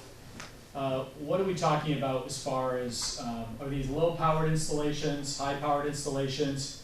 And then could you also bring up some comparisons? And then also talk a little bit about what happens to the power as soon as it leaves the antenna. Sure. So, back when the cell phones first started, and it was mentioned earlier, and this was in the 80s, there were very few people that had the money to get these phones. And the phones, because of the power requirement, in other words, the phone had to have at least 10 watts to get back to that tower to be in service of one of the 10 or so customers they could serve at a time. You had to have a big battery, a car battery. And therefore, when we remember, for example, on television, the bag phones, they were bag phones because of the battery, not because of the transmitter. And so we had relatively higher power transmitters trying to reach very few customers. As the database started, or the customer base started to grow, and the phones started to get smaller and smaller, and then especially when they went to digital technology from analog technology, the power requirements got lower and lower and lower, to a point now where when I'm trying to make measurements near towers, I'm getting a stronger FM signal and a stronger television signal than I am anywhere within visual sight of the tower from the wireless providers. And that's what I had tried to mention earlier, is that this is a two-way communication. And so we're constantly trying to get communication back to the tower.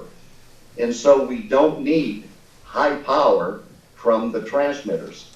So for example, when we're talking in Needham, for example, with the television stations at 2 megawatt for visual and 1 megawatt for audio, we're not dealing with megawatts at 1,300 feet. We're dealing with around a kilowatt, which, by the way, you can have 2 kilowatts on your roof as a ham radio operator without having to go through a town for permitting. I don't understand that, but in any event, that's the kind of power we're talking about. So it's not like it's a really high power structure emitting lots of energy that is bathing the community. What they're doing is they're providing just enough power so that you can return that signal back with your handset without causing an overexposure. Which leads me, I guess, to my final point. The last 10 years, we've been doing a lot of reviewing exposures to people. Where is it coming from? And what we're finding is that most of the personal exposure to RF energy is from some sort of device, whether it be the Wi-Fi in their home, or whether it be a handheld, or whether it be in school or at work. Excuse me again, and so on. So what we're finding is that the less these devices have to emit, the lower our daily exposure is going to be. And there are only two ways to reduce how much exposure is coming from the phone. One, don't use it. Simple as that. If you're going to use it, then you need to make sure that you have the strongest signal coming towards you as you can to lower the emissions from the phone. That's just basic physics, and I believe the engineer that spoke earlier could certainly make sense of that, perhaps even better than I can. Anything else you'd like me to deal with, Rick? No, that's great, Don. Thank you very much. But I wanted the chairman and the board to ask any questions. You have a question? Yeah, go ahead. Of course.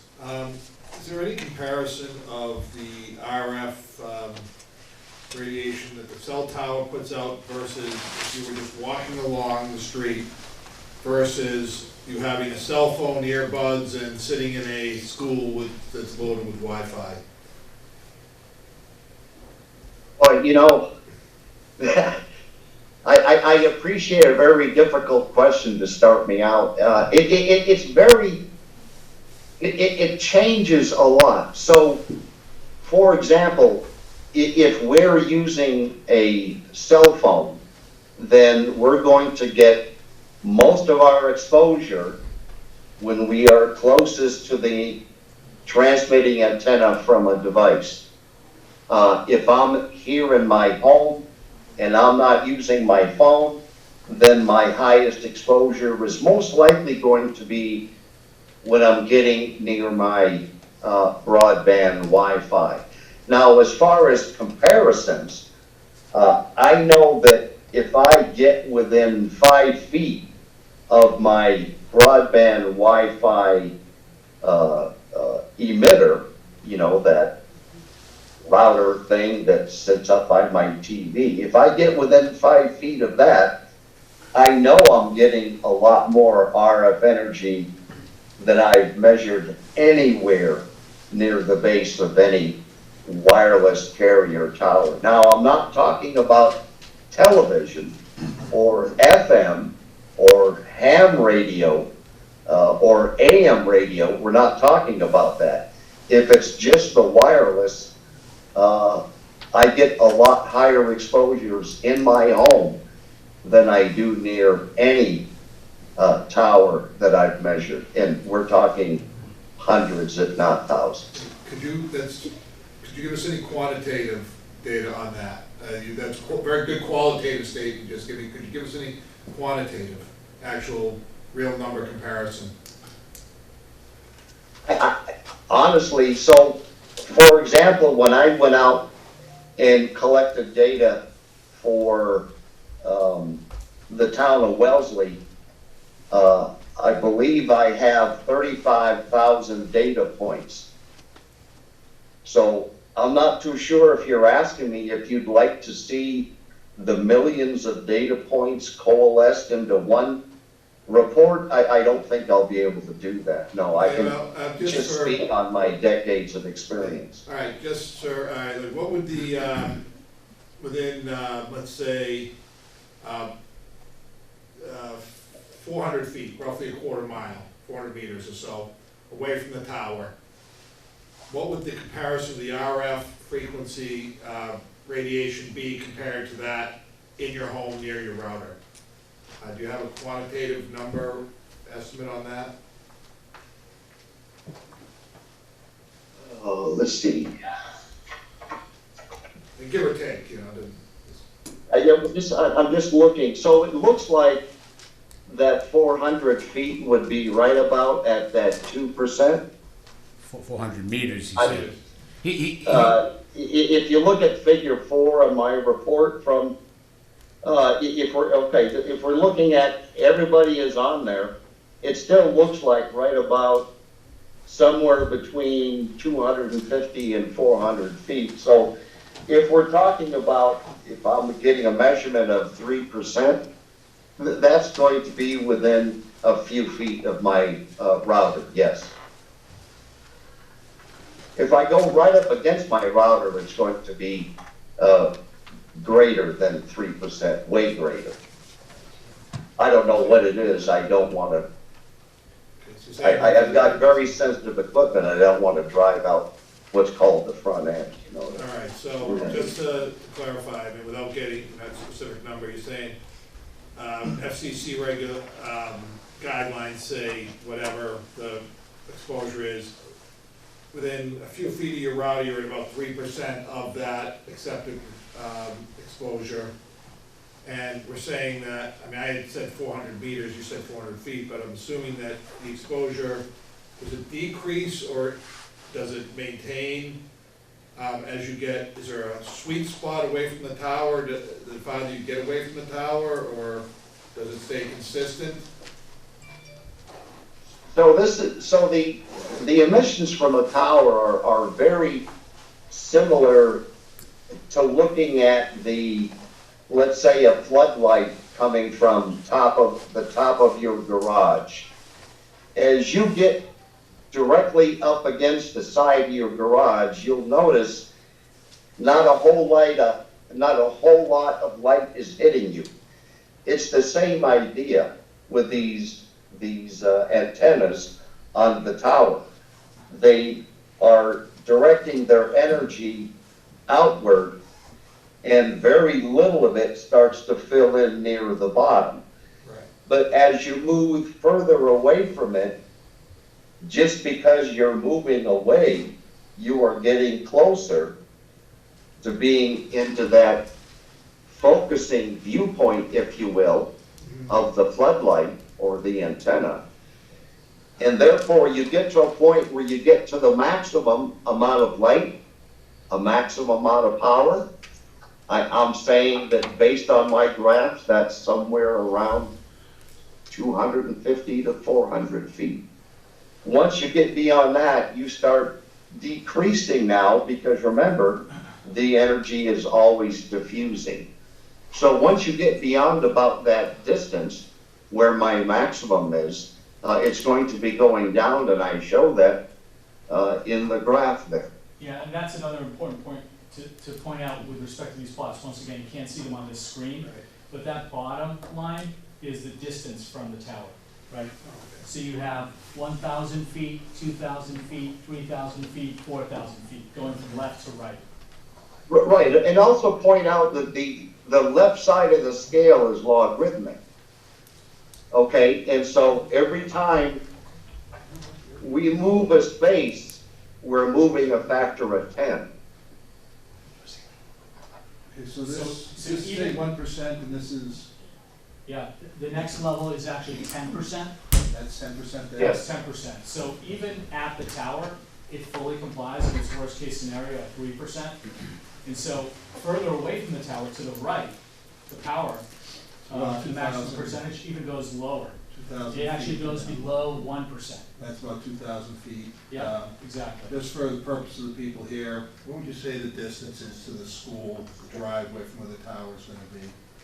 School building is 350 to 450 feet. All right, so you're in this range here, so you're looking at about, you said this is 10%, 1%, oh, it's logarithmic, so it's not scaled. So you're in the, What does he call out of that screen, the box, the points there?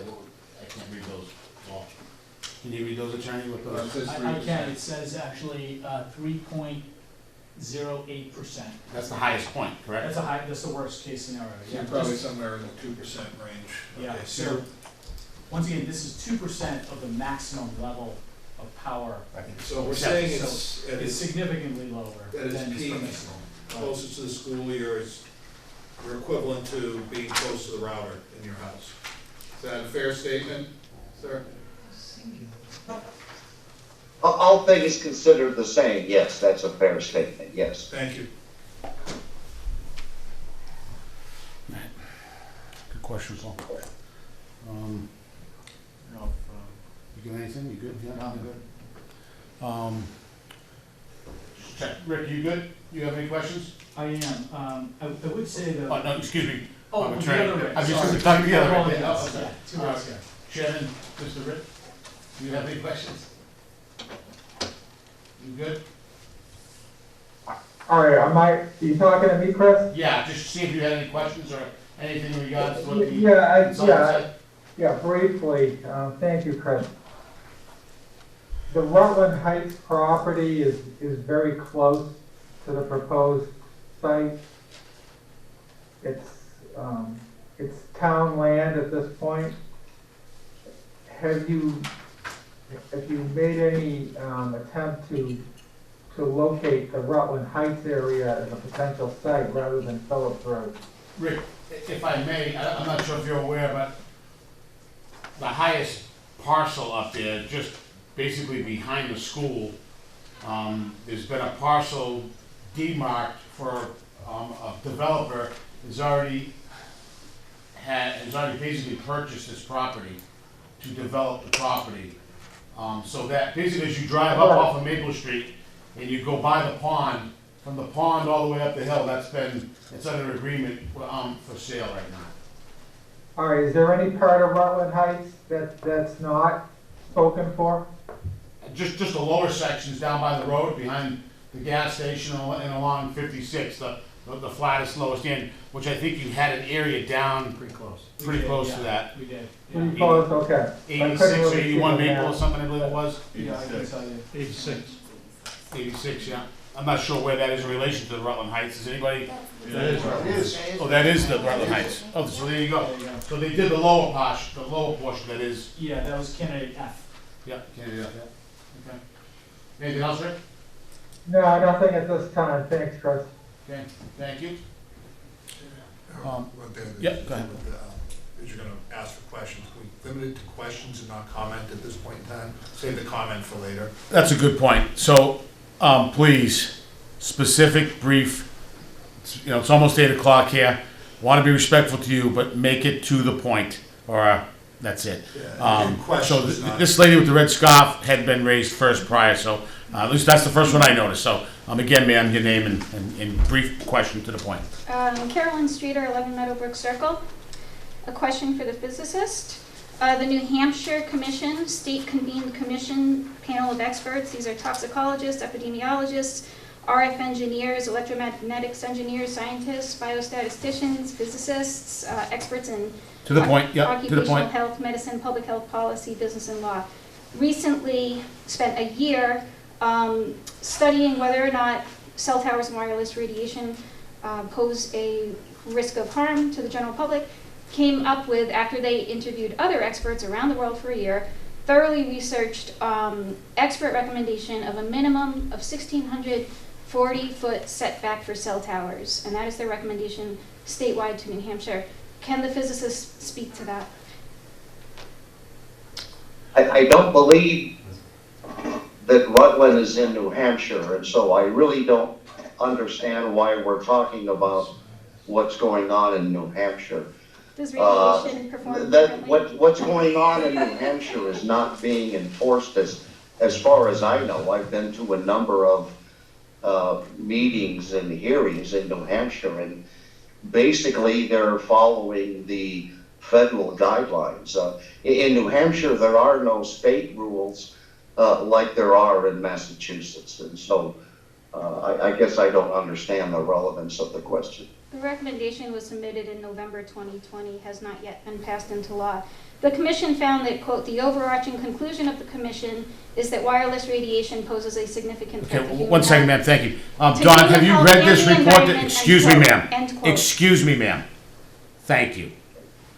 Don, have you Yes, sir. read this report that she's talking about? Nothing's been law. This is just a recommendation from a report that they did in New Hampshire. Are you aware of that report?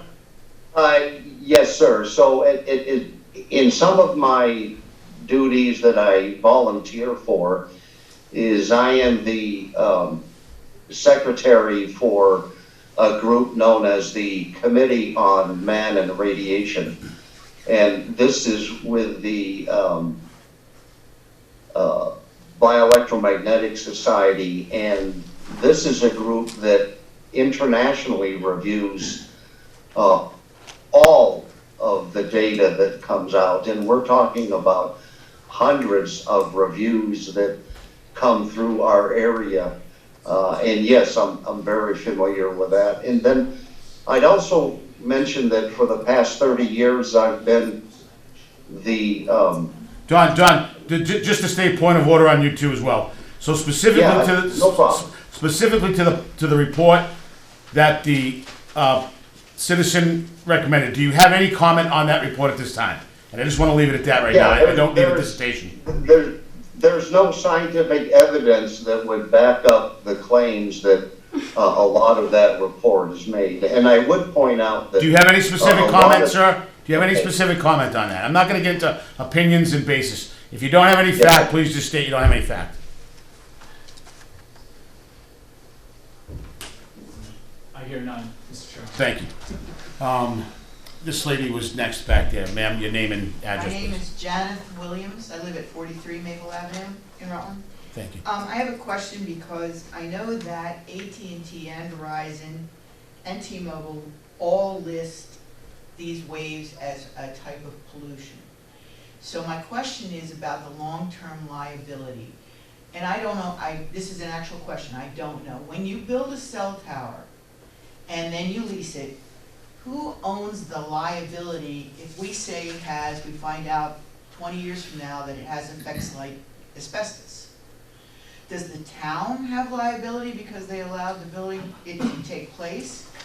As far as I know, AT&T doesn't hold any insurance for this kind of thing, because at least that's my research said for that. So who owns the liability for that? So I guess I would state, just for the record, I'll defer to you, Attorney. Yeah, I would state for the record that we operate these wireless signals in our wireless antenna installations and our network pursuant to a license that's granted by the FCC and essentially the federal government. So these licenses are auctioned off and they're sold to the various wireless carriers. So we're operating them in accordance with those licenses. In addition to that, the FCC governs radio frequency emissions. This is actually an area, notwithstanding what's happening in New Hampshire, this area of EME and environmental effects is preempted by federal law. There's federal case law and the Telecommunications Act of 1996 that governs this specific area. And so, and I'm also not familiar with the reference to pollution. It was found in the protection plans for AT&T, Verizon, T-Mobile, and Sure, all of them have that definition that they classify these waves as a type of pollution, and that's why they are very difficult to get insurance for these companies. I could tell you, if I may, that the town would have zero liability. The town would be immune from any liability as a result of a structure that was built on private property and it was run by someone else other than the town. So if that was your concern with regard to our town having a problem in the future with regard to that type of liability, there should be no concern. That's a good point. It's a private industry building on private property. It's an excellent point. I think if you wanted to, go back in history, asbestos, any of these things, it was worked out in litigation when it was found to have a negative impact or to hold weight. There's been several things over the years that it ends up getting settled in litigation later down the line. And even more specifically to this, I mean, the FCC, the federal government is actually regulating, where something like asbestos, it was just a product that was never really regulated by the government. It was, and again, lots of properties get site plan approvals and get variances, but that does not tie us to any liability to what private industry does on private property. All large facilities, any property in Worcester that we get built as a high-rise has to go through a site plan approval process, through a planning board or a zoning board of appeals, but there's no liability. Just because we approved a site plan doesn't tie you to any liability there, okay? This gentleman here had his hand up. David Gold, 4 Phillips Road. I'd like to ask the physician if he's aware that the American Cancer Society states that more studies need to be done. Excuse me, did you say physician? Physicist, he's a Oh. health physicist. Sure, okay. Health physicist. Yeah, he's not a doctor. Well, maybe He's not a doctor. Not a doctor. Maybe it's not the doctor but either of you could answer. The American Cancer Society states that more studies need to be done before determining the relative safety of wireless telecommunications facilities.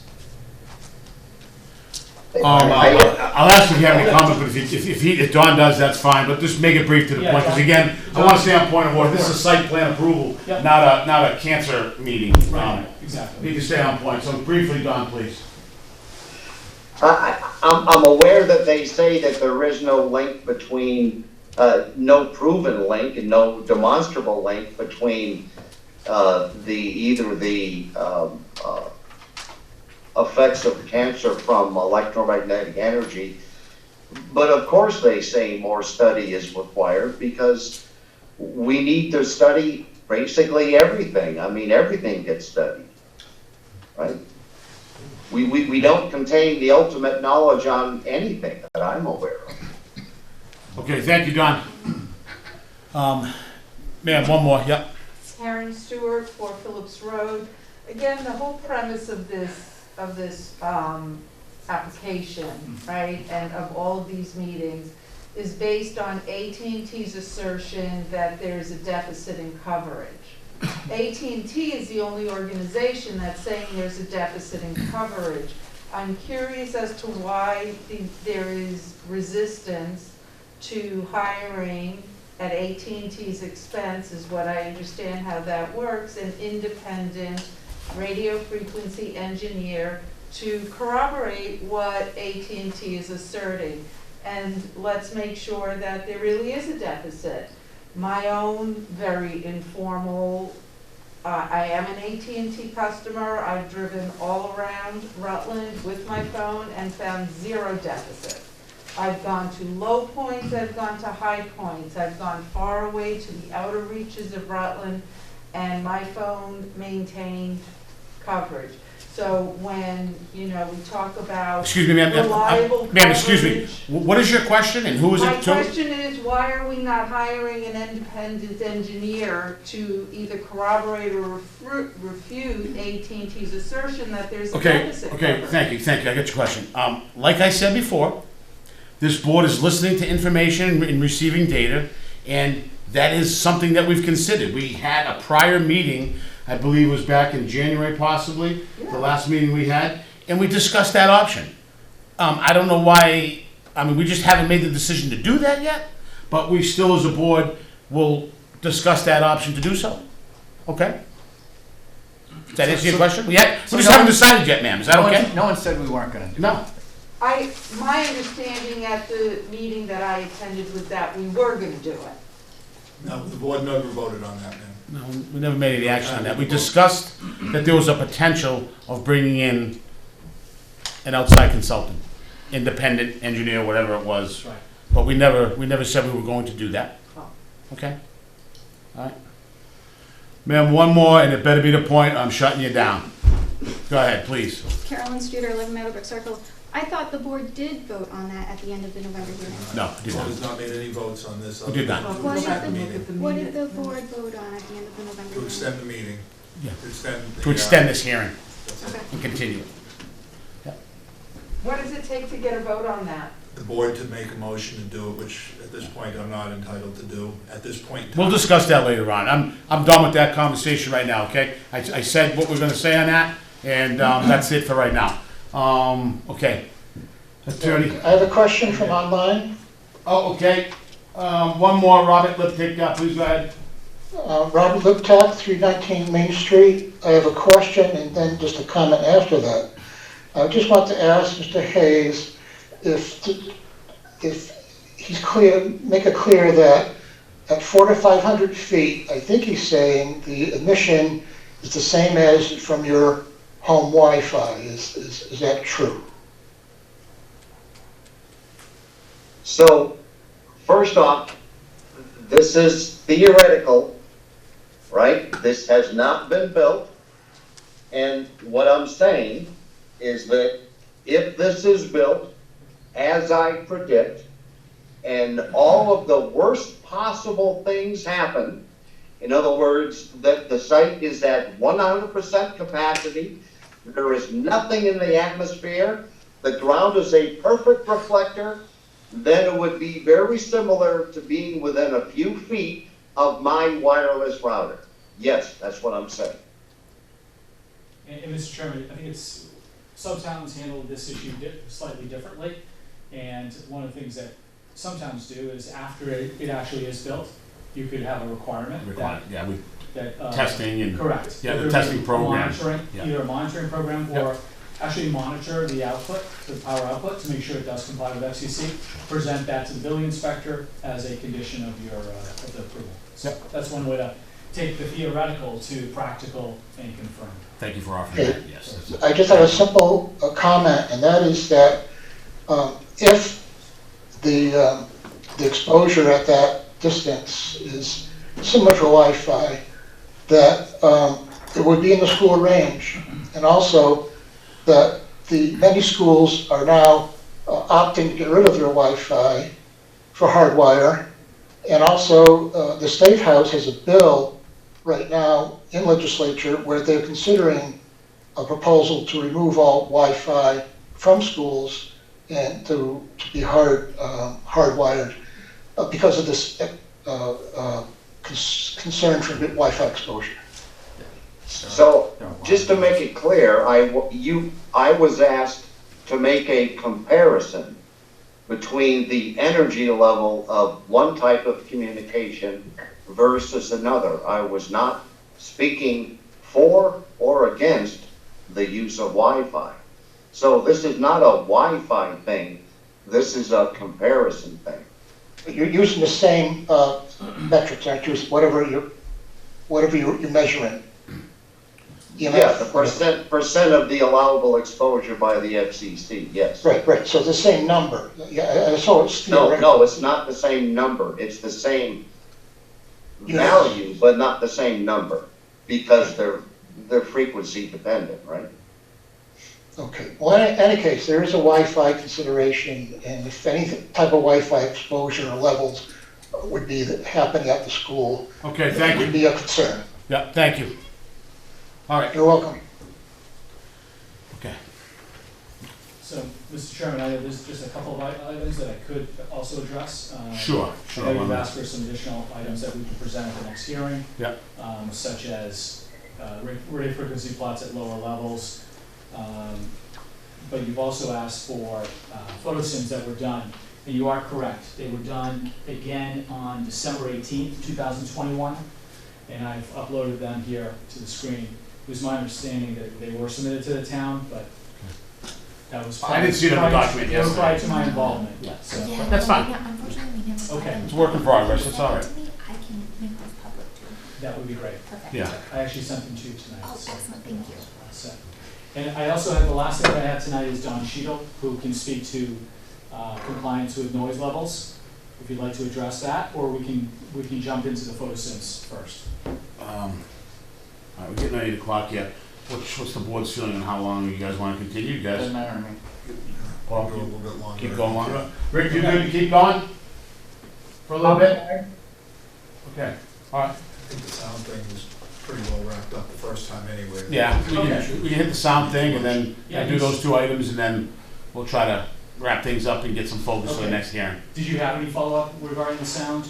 I can have Don do a quick presentation. Exactly. Have him do a brief one. Don, if you could just introduce yourself on the record and just briefly summarize the report that was submitted as part of the application relative to noise levels, that'd be great.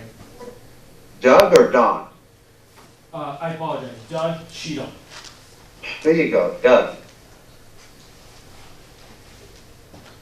Okay, I've turned on my microphone. Am I heard? Yes, you are. Okay. My name is Doug Trudell. I work out of Westford, Massachusetts. I, again, am an independent consultant, and I have consulted for 30 years in the special areas of noise, air quality, and visual aesthetics. I've much of my work has been done on very large, noisy projects like power plants, MWRA facilities. I've done a lot of work with the DEP, incidentally, and I am a air quality environmental scientist, a meteorologist in specific. I'm a certified consulting meteorologist, and that's my expertise because noise is a type of air pollutant. I have done an analysis of the AT&T proposal presented by Blue Skies, and I will be reporting on that study. But that study brings with it several other types of studies. For the town of Rutland, the criteria is 50 decibels at the property line. And I did this study analyzing both the electronics equipment at the property line and then the generator plus the electronics equipment at the property line. And because there's so many people involved in the community review of a project like this, I extended the study to the nearest residences in representative directions. And so the study goes well beyond the Rutland criteria. And those criteria would be applicable to the DEP 10 decibel increase to the sound. In order to speak to that, I needed to do an ambient survey.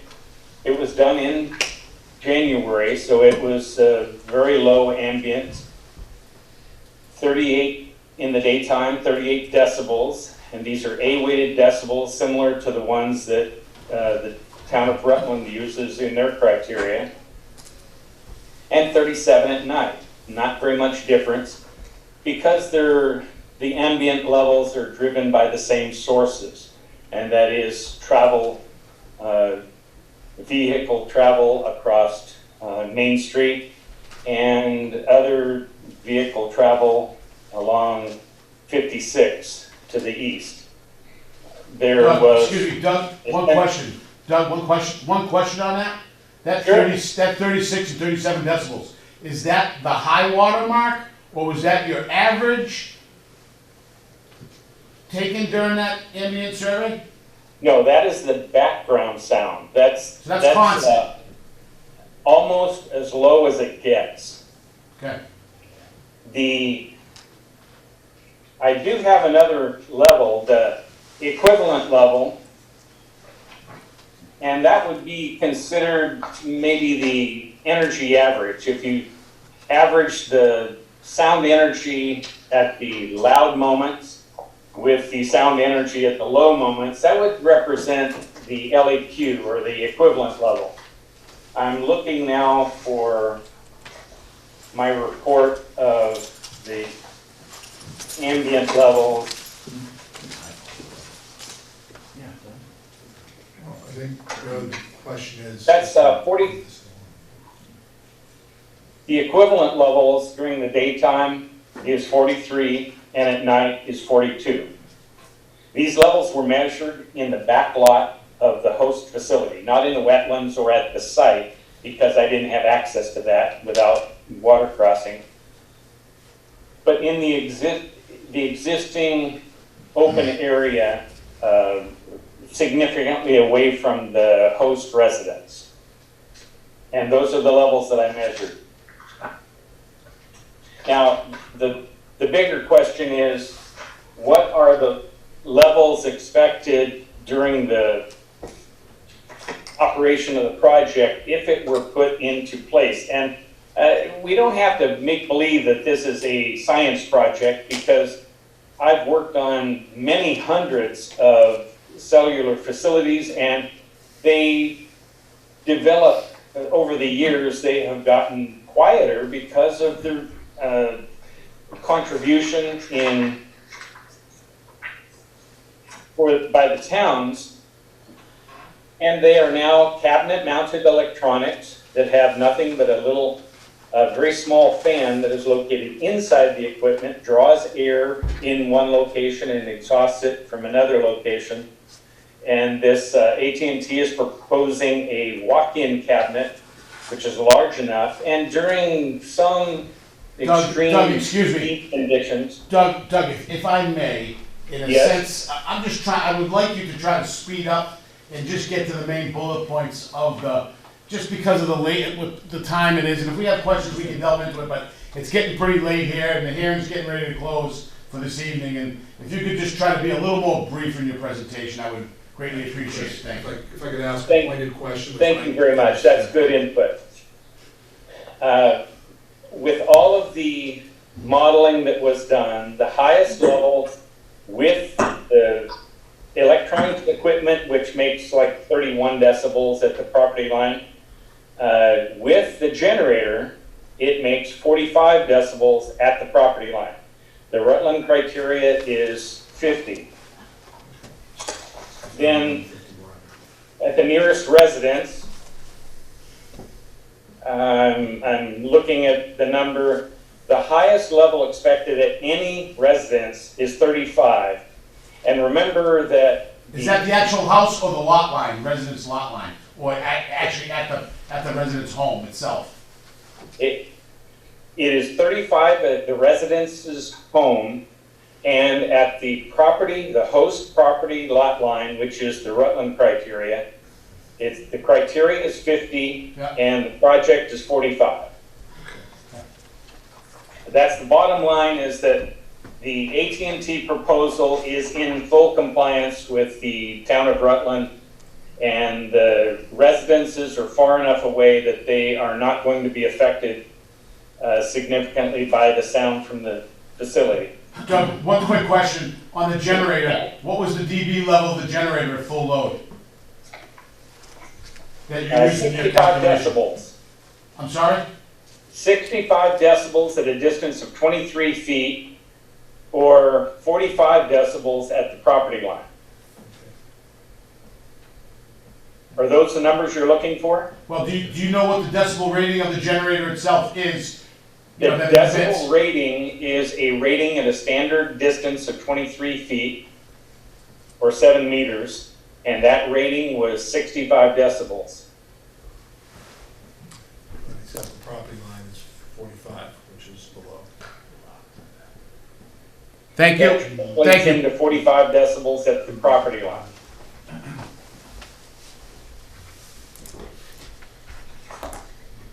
Can I ask a quick question? Yes, please. How often do the generators go on these things? Well, they'll cycle once a week just to maintain themselves. Every generator at the school, at hospitals, anybody that installs a standby emergency generator system, they cycle minimum once a week, usually for about a 15 to a half an hour, 40-minute runtime. Gets the generator up the thing.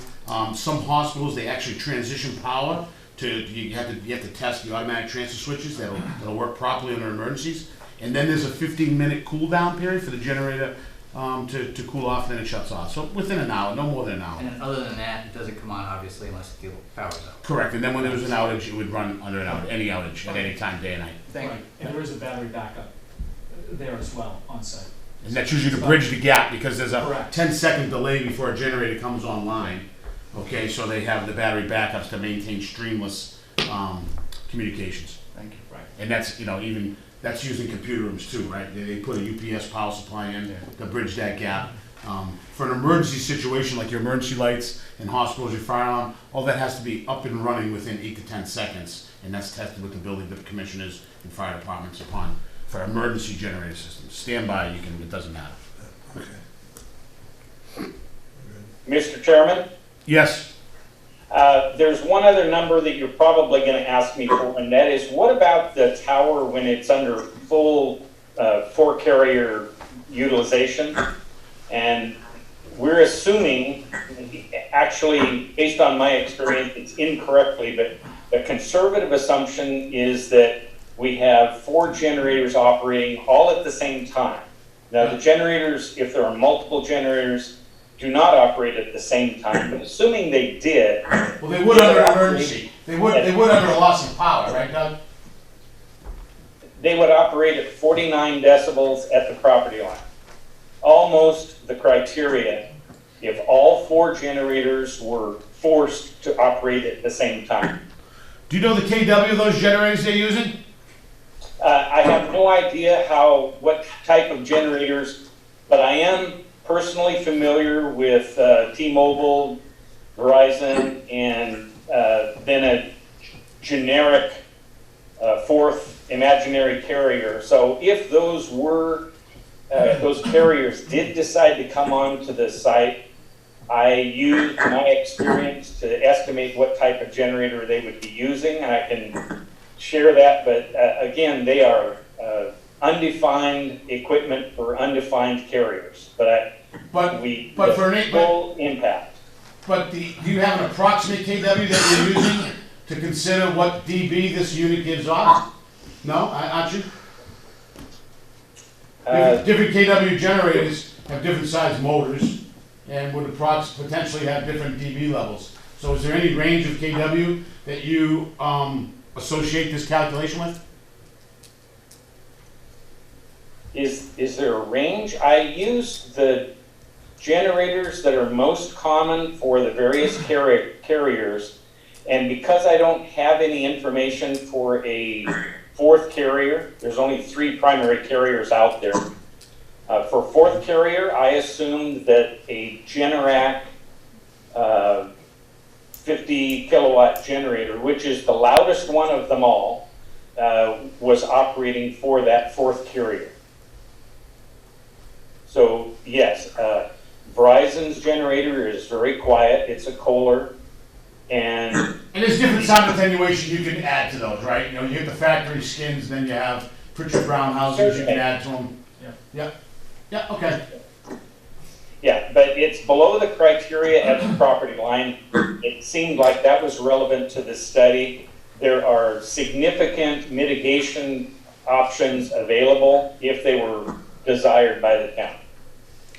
Okay, thank you. Any other questions, Paul? No, because I think when we talked, just want to comment, when we talked about this, that would be one of the criteria that there would be, I think it was in the initial plan, that there would be ongoing testing of the decibels, sound rating, and all anyway, to make sure everything was in compliance as it was being sold. I'm gonna have So I'm really not concerned about that. That was addressed. I have a question. I'm on Zoom. Okay, hold on a second. So you guys are good. Rick, do you have any questions for Doug at this time? No, I'm all set on that noise issue. Thank Okay. The gentleman online there that said he had a question, your name and address, please. Yep, Optimata 34 Thurston Hill Road. So does AT&T have any immunity against lawsuits if it's found that the tower causes harm down the road? That's off topic. Yeah, I mean, attorney, if you want to answer that, I don't know. I'm not aware of any immunity. It's a public company. Yeah. It's not a governmental agency or anything like that. Yeah. Okay, sir. All right, thank you. Thanks. All right. Okay. Yeah. Last question of the evening, ma'am. Thank you. Carolyn Streeter, 11 Meadowbrook Circle. A question for the sound engineer. Can he give us an idea of the typical decibel level created by the hum of the air current through the antenna array at the top of the pole? I have analyzed cell towers for 25 years or so, and I have only had one antenna that I could hear at the base of the tower. That was because there was a loose piece of metal up there, and it was humming, howling actually. And I notified the carrier, and it was fixed within a month. But the antennas are fundamentally resistant to making sound. They do not hum like a transformer sound or whatever that antennas used to many years ago. Actually vibrate as a part of doing their business as an antenna. These panel antennas are not at all like that. Okay, thank you. Thank you very much. And I don't believe we have anything in our bylaws that regulates Right. anything of that. So, okay. All right, thank you. Do we have to, Mike, one question. Well, you've allowed questions, will you allow comment? not right now. Not at this time. If you can, hold your comments. I think we want to wrap this up for this evening. And I'd like to just discuss where we're going to go from here, attorney, and the next steps for everybody. So, Mr. Chairman, it sounds like it's appropriate to continue the hearing to another date certain. I have shared the photo simulations that were done during the winter on December 18, 2021 with Ms. Murphy, and she can now post it for the general public, and members of the board can also look at those. And I'm happy to speak to that at the next hearing. Yeah, In if you addition go to through that then. We will also prepare some plots showing the height of this proposed tower at 75 feet, which would not require a variance, so that you can see the difference between that and the 140. Do we want to have them do like a 120 also? Do we want to see, If they're just running them, it's different. is that Yeah, we it can wouldn't do be that too as big? well. What do you think, Jacob? Sure. Here? I'd like to see it personally. One of the software I've used. Yeah, I'd like to see the coverage, and also, is it possible, attorney, to have it, you know, like the balloon test, you know? Can we get those, you know, shown as well? Is that possible, or? I'll have to ask about that, Is it- because it'll have to be scaled. Sure. I'm not sure if there was a balloon placed. It could be added. conveniently. Yeah, if that footage could be calculated and just shown, is that? I can ask the consultant to see Okay. whether or not we can Yeah. do that. Yeah. Just from both perspectives, so Yeah. from sight and then from actual performance, right? Yep. Okay. Okay. Anything else, guys? We just have to set a date, I guess, right? Rick, do you have any other comments? No, Anything you'd like to no, I see the just, applicant?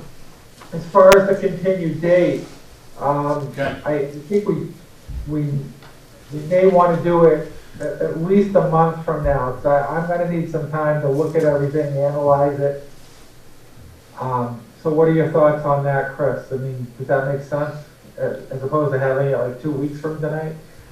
And I'd ask the attorney, how much time do you think you need to prepare some of this information? So I think the material could be prepared in the next couple of weeks, so, Okay. and you want it, I assume, in advance of the hearing, so you can have a chance to look at it. So, do we have a meeting on May 11th already? Yep, May 11th is booked, the Yeah. 25th is booked, Chris, for HPDD, so that leaves May 18th, or What's the we go into 25th? What's the June. 25th booked for? That's for Chris's other, for the HPDD, the board is that same Good, night. nothing I have to worry about. Yeah, I'm away June 1st. I'm out of town that day. What about May 18th? that date's available. Could do it. Rick, can you do May 18th? Is that enough time for you? Yeah, May 18th is fine, yeah, that's good. That works for me as well. It's 3 weeks from now? Yep. I can do that? Yep. Let's, So 6 motion o'clock? from the board. Yep, sorry, so, Works for me. yep. I'll make a motion to continue this hearing to May 18th at 6 PM. The chair can't make a motion. So. Okay, so I can't make that motion, so somebody else make that motion. I'll make a motion to continue the meeting to May Second. 18th. All right. All in favor? Aye. Aye. Aye. Thank you, Rick. Very good. Thank you, Mr. Chairman. Thank you, members of Okay. the board. Thank you, Attorney. Thank you. Of course. Thank you all for coming. Appreciate your input and everything and all your concern. Thank you. This hearing's continued until then. We're just gonna go through some more quick business here that we have to run through, and you're welcome to stay if you'd like. To continue to the open meeting. If not, have a wonderful evening.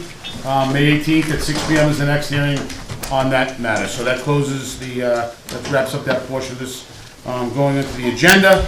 Mr. Chairman, one question for you. Will comments be allowed at the next meeting? You know, I honestly just, most likely, there's a good chance of it, but honestly, I just don't have that answer right now. It all depends how long and how in-depth the data that we're gonna be getting takes.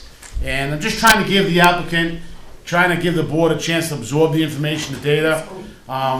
You know, when we get off topic and things like that, it just slows the whole process down and it makes it longer. But we do want to give you guys the chance to do that, and we hope to do so, Mike. I can tell you that. I want to get in depth with the public as much as possible, but also want to get through things too in completeness. So, okay. Thank you, Mr. Chairman.